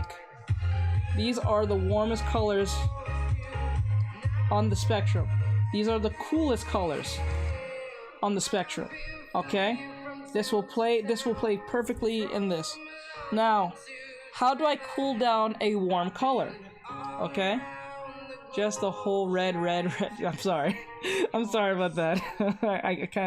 I know that's kind of funny. All right, so like, let's get this reddish pink. And what's gonna happen is, how do I cool this down? So what's gonna happen is I'm going to pull this down, because remember, red is the hottest color on the spectrum. That means every other color next to him and next to red is cooler compared to red. They're warmer. Pink, yellow, orange, and red is warmer than the other colors on the cool side, but they're not as hot as red. Now think of it. Think of red. Think of the warm side of hot girls. There's the hottest girl. There's the second hottest girl. There's the third hottest girl, and there's the fourth. But they can't be all equally hot. There's one that's more hotter than all of them. And yes, I'm going by the looks thing, but this is probably a very misogynist metaphor, but you'll get what I'm saying here. Red is the most hottest color, right? So, if I were to put pink next to red, pink will be cooler compared to red. It's not as hot as red, but it's hotter than blue, pink, and green. Do you understand? No, it was cute and funny. Thank you. I hope you guys understand that. Red is the hottest color. But it is not, but pink, orange, and yellow is not as hot as red, but they are hotter than blue, purple, and green. Always know that. So these are relatively hot, but they're not as hot as red. Like, think of Dragon Ball Z. Goku's the strongest compared to all of them, but they are strong. Think of, okay, put it this way. Think of the cool side of Dragon Ball, and this is Dragon Ball Super. Over here is, I'm sorry to put him in this category, but think of, this is Piccolo, this is Krillin, and this is Tien, right? Over here is the Saiyans. Red is Goku, pink is, let's just say, Trunks, orange is Vegeta, and yellow is Gohan. These four are stronger than those three by default, but these three are not as strong as Goku. Does that make sense? I think that makes total sense. I think that made like literal sense. Any Dragon Ball fan out there would probably gushing there in this theory right now. Okay, so since I got that totally out of the way, hey Villa Moon, welcome back. Never seen DBZ. Never seen DBZ. Oh, you never seen DBZ? Oh, at least I hope you heard my other metaphor at least. Hi, what's up? Hey, ramen guy! Ramen guy! Yes, you're here! Anyone want ramen? Ramen guy's here. He always gives people free ramen. He's all about that ramen life. I salute you to ramen guy. I always give thanks and praise to ramen over to guy 7. He's always with the positivity. I give you guys, please follow him. He's an amazing dude. He always comes to my stream, always bringing up the ramen. He's always the ramen dude. He's always about that life. He's awesome as hell. People follow him. He's awesome. Thank you for coming in, my dude. I send you nothing but love and positivity, my friend. Thank you for being here. All right. So just to move over our lesson, we have pink. We have this pinkish red selling everybody ramen. Yeah, he's always here with the ramen, my boy, all the time. I love it. So like, okay, so I'm gonna clip into this hair. The clip method is when you clip in like let me put it this way. It's when you clip in the layer into another layer so you don't go outside the lines. That's what clipping is. Hi. Oh, hi, Purple. Oh, Purple, you're here. We're just using your color right now. Anyway, so we're picking this color. Okay. Now we're gonna go to our color wheel. We're going to pull down from away from red towards our pink a little bit. And we're gonna go down a little lower on our color picker towards a little bit of a darker side, and then we're gonna press OK. That's how you shade, okay? You go down on the color wheel, and you go down on the color that you already have, down to a more darker shade of that color, not completely dark, just a more darker tone of that shade, okay? Now what we're gonna do, we're going to put in the shades. I'm going to shade this in. So now, okay. And I'm going to color this in now. Now I'm putting in the shades. And remember, we must be cognizant of our shade of our direction. Okay? Now it's gonna look kind of purplish, and that's okay. That's fine. It's gonna make total sense what right after what I'm about to show you. Can't talk today. I'm talking too fast. So I'm gonna put in the shades in here. I don't even like using it. What brush am I using? Huh, it's my regular brush. It's weird. Anyway, so I'm gonna brush this in, give it that 3D shape that it needs. I'm gonna try to make sense of the placement of my shading. I'm using a hard edge brush, just for those of you who wants to know. I'm using a hard edge brush. Now I have the shading in here. Wait, how you doing, Vanilla? Villa, who said Villa? Twitch? I'm on Twitch, YouTube, TikTok, and Instagram right now as we speak. Now, I just got back. Aw, how you been? Hope you've been okay. Hope you've been keeping safe over there. Okay, put over here. And then like here. And it's putting everywhere where the light will not shine. Okay.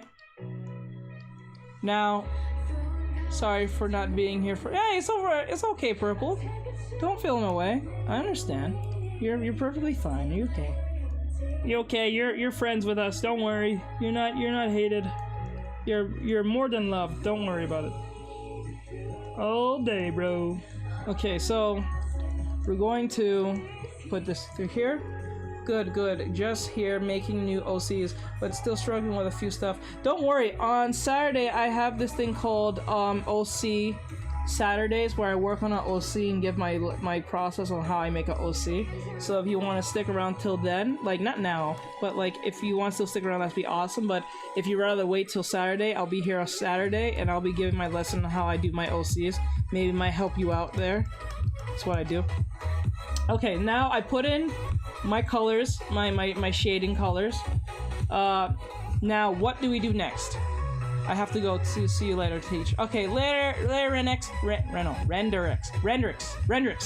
I said right there. I said Renderix. Okay, thank you. I like your name. Love it. Okay, so what we're gonna do next is that we're going to change the blending mode of this character. So what we're gonna do, we're going to go to multiply. What that does, it not only it makes it transparent through the current color, but it blends in with the color itself. You see how much more realistic that looks now? Remember, let's go back to normal mode. It looked like it's purple and red, and it's not like a bad color, but we want to be as close as possible to the original thing that we have. Now it looks a lot more like the color is supposed to be. But the problem with this is it's way too harsh. We want to bring down the saturation. So if we want to bring down saturation, we bring down the opacity.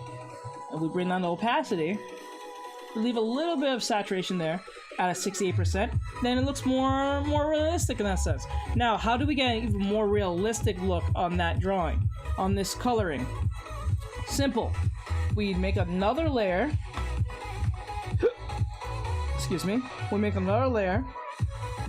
Oops, we don't want to make a vector layer. Make sure it's a raster layer. And then we clip into the same layer again. We go to our color picker again. We go even more further down. And then we go down even further to a more darker color that's cooler than it originally was. Now we're in the purples because remember it's red, pink, purple, blue, and so on and so forth. So since we're in the purples and we bring down the color, it's gonna be more purple-ish, but yet it's gonna be darker. So what's gonna happen next is we're going to take our soft brush, which is our spray tool. We're gonna click on that, right? And then what's gonna happen, we're gonna go into our darkest darks. What is that? That means that we're going into our ambient occlusion. What is that? Ambient occlusion is basically the light, the shadows within the shadows. It is the shadows that hides, like, okay, imagine being in a lit room. Let's just say you walk into a bathroom, right? And you close your fist, and you look inside your fist. It's gonna be pitch black and dark. That's ambient occlusion. It's where the light cannot reach. So let's say you make a fist right now. Make a fist. You go into a lit room, say like a bathroom, your living room, no matter where it is. This is this bright room. You open your finger a little bit and peek in. You see nothing but darkness in there. You can see in there, but you know it's dark in there. It's dark, dark. It's dark. No light's getting in. That is your ambient occlusion. So what that means is I'm going to put the shading where the light is not reaching. I like your little faces, Villa. Thank you. You're cute. So cute. Okay, so what's going to happen is I'm going to go zoom in here, right? And what's going to happen is I'm going to put in the color here where the light will not reach. You can actually use your lasso tool if that makes you feel better. I tend to use the soft brush because it gives it more of a better transition to give it more realism like that, instead of just being just a dark color. Okay, like a gradient. Think of it that way. Okay.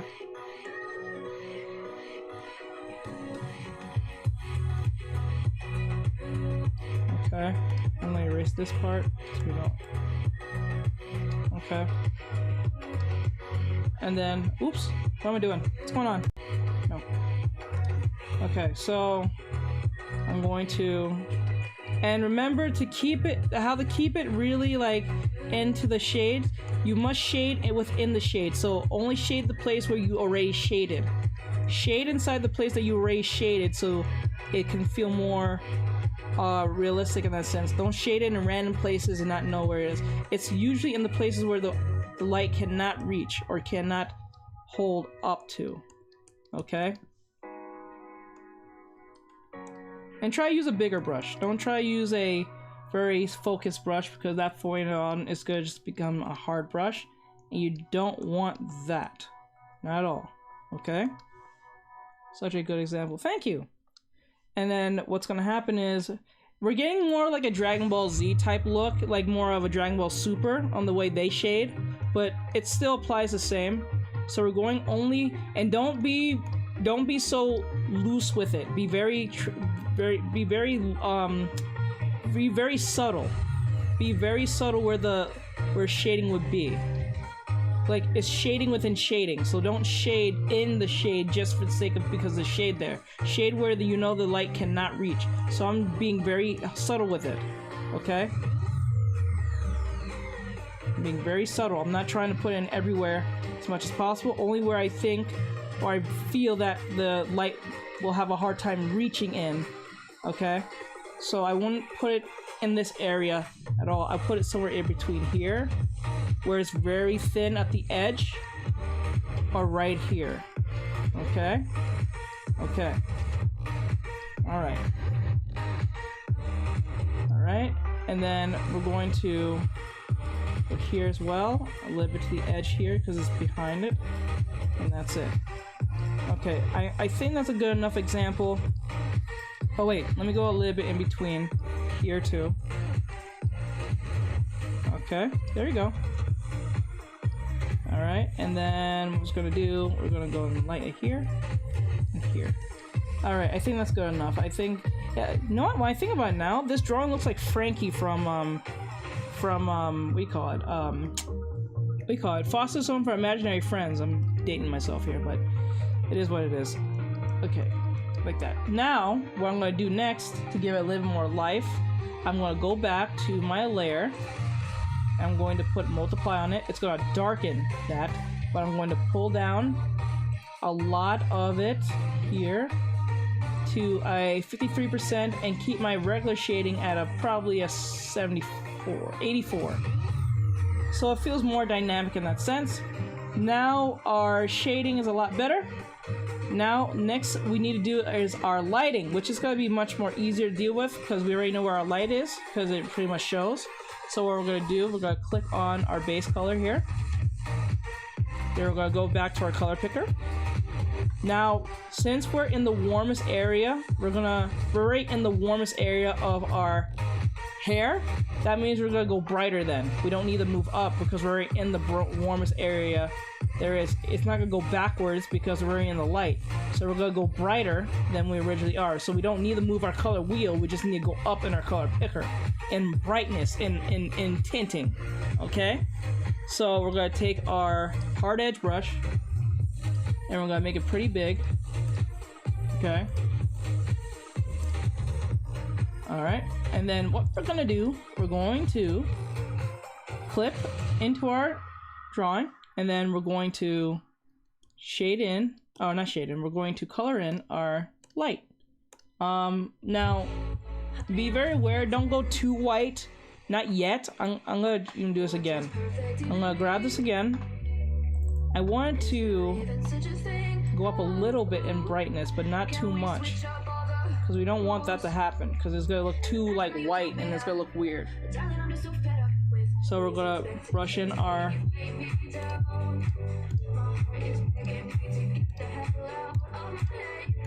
we're going to color in the brush. Okay. Like this. Okay.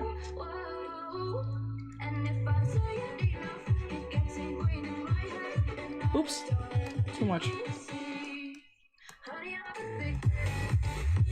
Okay, like that.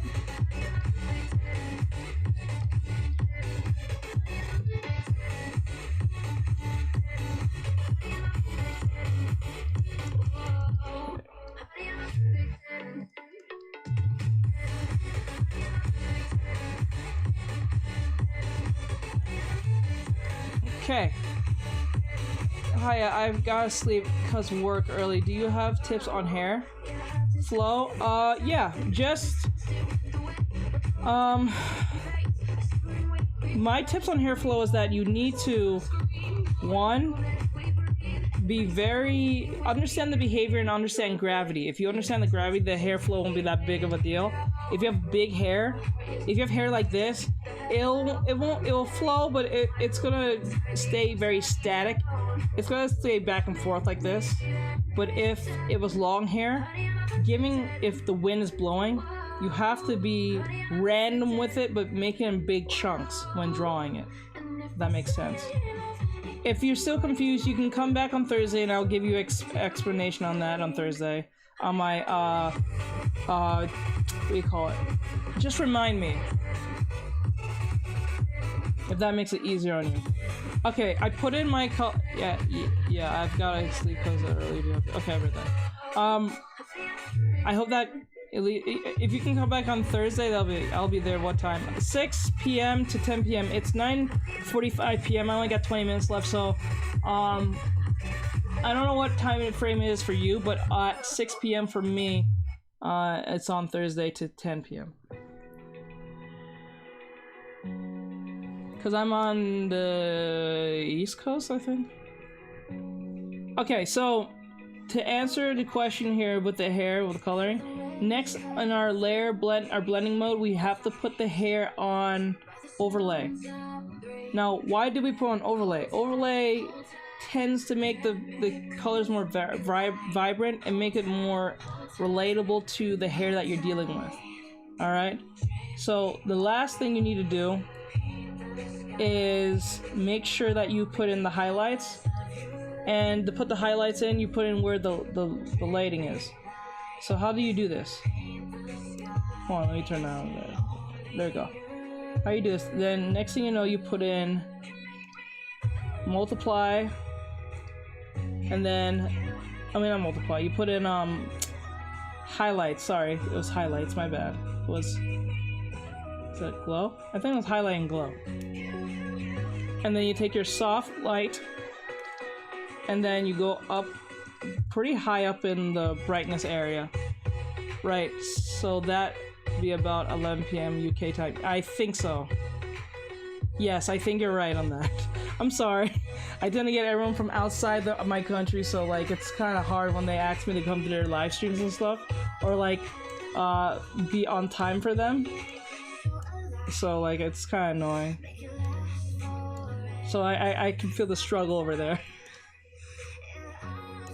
So what's gonna happen is that I'm gonna put the lighting in where the light array is already, but you have to be, like, when you're doing the lighting, you have to be very, very subtle. Don't be so quick to put the lighting everywhere. Just put it very subtly, like subtly on where you're supposed to put them. Just don't put it everywhere, because that's when it looks kind of ridiculous and amateur-ish. So like this.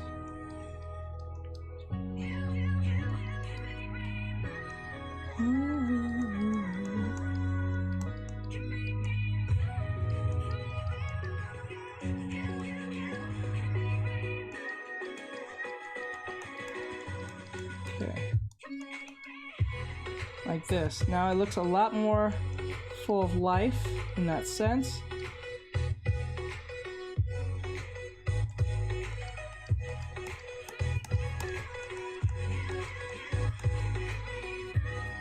Okay.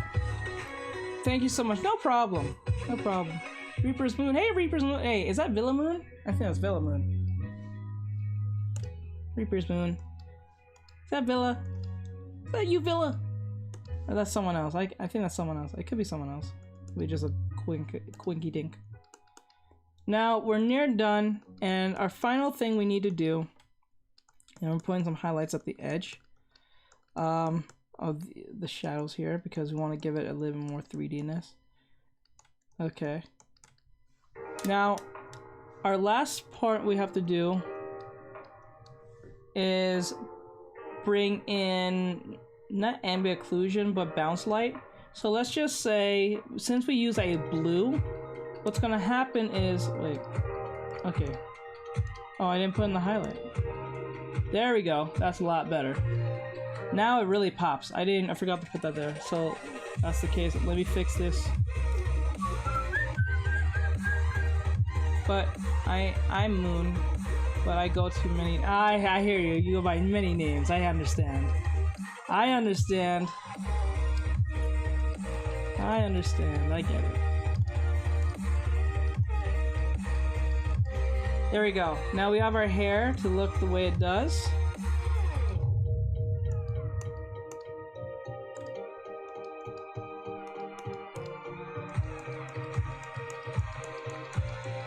that, and we're pretty much done. Philemon. I go by many names.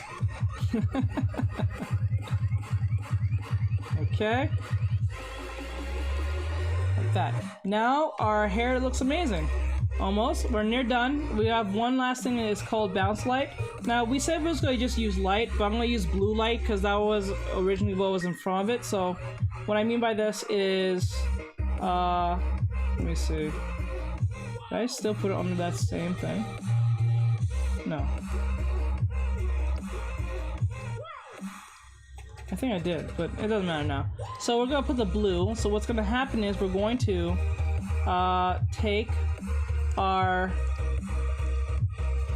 blue, take a soft brush, and we're going to bring up the opacity. I mean, make it bigger, and we're going to tint in the blue into this hair a little bit. What this does, it gives it more of a realistic 3D look because hair doesn't just stay that color. It has usually other colors bouncing inside of said blueness. So we're going to turn this on. Okay. I watched from start to finish and wow, the process is already amazing. Thank you. I still need a lot more work when it comes to my coloring, but it's a passable thing. And this is something you guys can use. So you put a little bit of color in there, but don't put too much. Try to be as loose as possible with it. Not be too loose. Try to be as subtle as possible with it as well. So I'll put some blue here and here. So what's gonna happen next? I'm going to put. I think I'm supposed to put overlay, or it was. I think it was either between overlay or multiply. Let me see how multiply looks. Okay, multiply is not that bad, but like, let me see what overlay looks. Yeah, I'll put multiply, and then I'll bring down the opacity a little bit. But I want it to shine a little into the blue. Now it feels more realistic in that sense. Now look at the hair. Now it looks a lot better than it was before. Let me see if it looks lineless, and it doesn't look that bad lineless. You can actually blend these colors together pretty well. Not that bad. Like I think you can get away with this with my shape, my sketches. I think give it his own look or whatever. It could look even more stylized in that sense between the line art and the shade in the sketches. It gives that more of a stylized look in that sense. So I think that's pretty much it. I didn't really get to anatomy completely today, the whole body, so I'll save that on Thursday because I'll be doing a fan art. So I'm gonna be drawing the whole body anyway. So I'll do my process while I'm doing the drawing of the head and I'm drawing the body and stuff. So those of you who didn't get a whole like anatomy thing, you can come in Thursday, and I will be here Thursday, and I'll be giving a whole anatomy lesson while doing my draw this in my yeah, I'll be doing a draw this in my own style on Thursday. I think. I'm not sure. Maybe I'll draw this in my own style. I don't even think this will be a fan art. I can't wait. So I hope you guys enjoy this. Thank you guys for being here today. It's been nothing but fun, and been nothing but a blessing to have every last one of you guys. Warning, and also addiction. Okay, let me see. If you guys want to follow me, I'm on Instagram, YouTube, Twitch, the whole works. If you don't know where to find me, you can go to my link tree on Instagram and on TikTok, and you click on my link tree and it takes you to my Gumroad, our Tetris website, TikTok, YouTube, Instagram, Twitch, and everything. I do have a course that is out for anatomy, so if you guys rather wait and buy the course, you can buy the course now. It's only 3 hours long, and it is me constantly talking and explaining on how to do anatomy.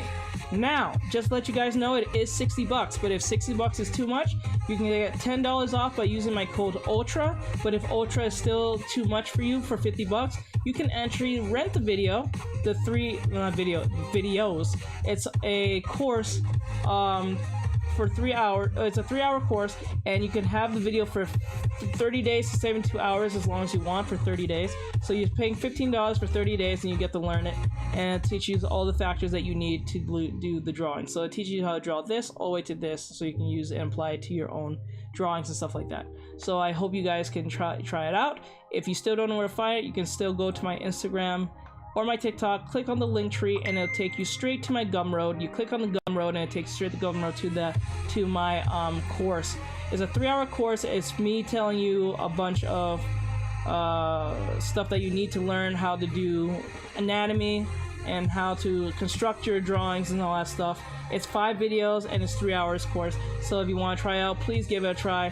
Give your rating. Tell me your honest opinion if you like it or not. If you don't, just let me know and tell me what I can improve upon and all that stuff in the next course. So with that said, have a great night, guys. I love every last one of you. Thank you guys for being here. You guys have been nothing but an awesome audience. It's been nothing. It's been a pleasure teaching you all.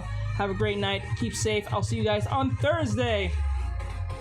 Whew, all right, so follow on YouTube. If you want to support, please follow on YouTube, please. That'll be really, really helpful. We're almost at 1,000. We're at 779. So if you guys really wanted to like shoot that up there, please follow on YouTube. It'll really be appreciative, so I can make a bunch of awesome, cool videos for you guys on anime art and how to draw the anime as best as possible.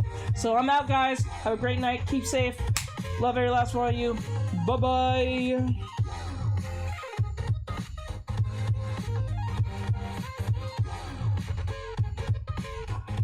Oh snap, I totally forgot about YouTube. I forgot about... Oh my gosh, everyone on Twitch, I love your videos. Oh my god, compared to the realistic... Oh my god, I'm so sorry. Those of you on Twitch and YouTube, I totally ignored you guys. I forgot you guys was back there. How you figure... Wart MDI. I'm so sorry, guys. I will make it up to you, Big Testy, Wart, and Namako, and Valentino. I will make it up to you guys, I promise. I hope you guys are still here, but if you're not, I will make it up to you guys when you guys get back. I promise I'll talk to you guys. I'm sorry about that. But I'm out, guys. Bye-bye.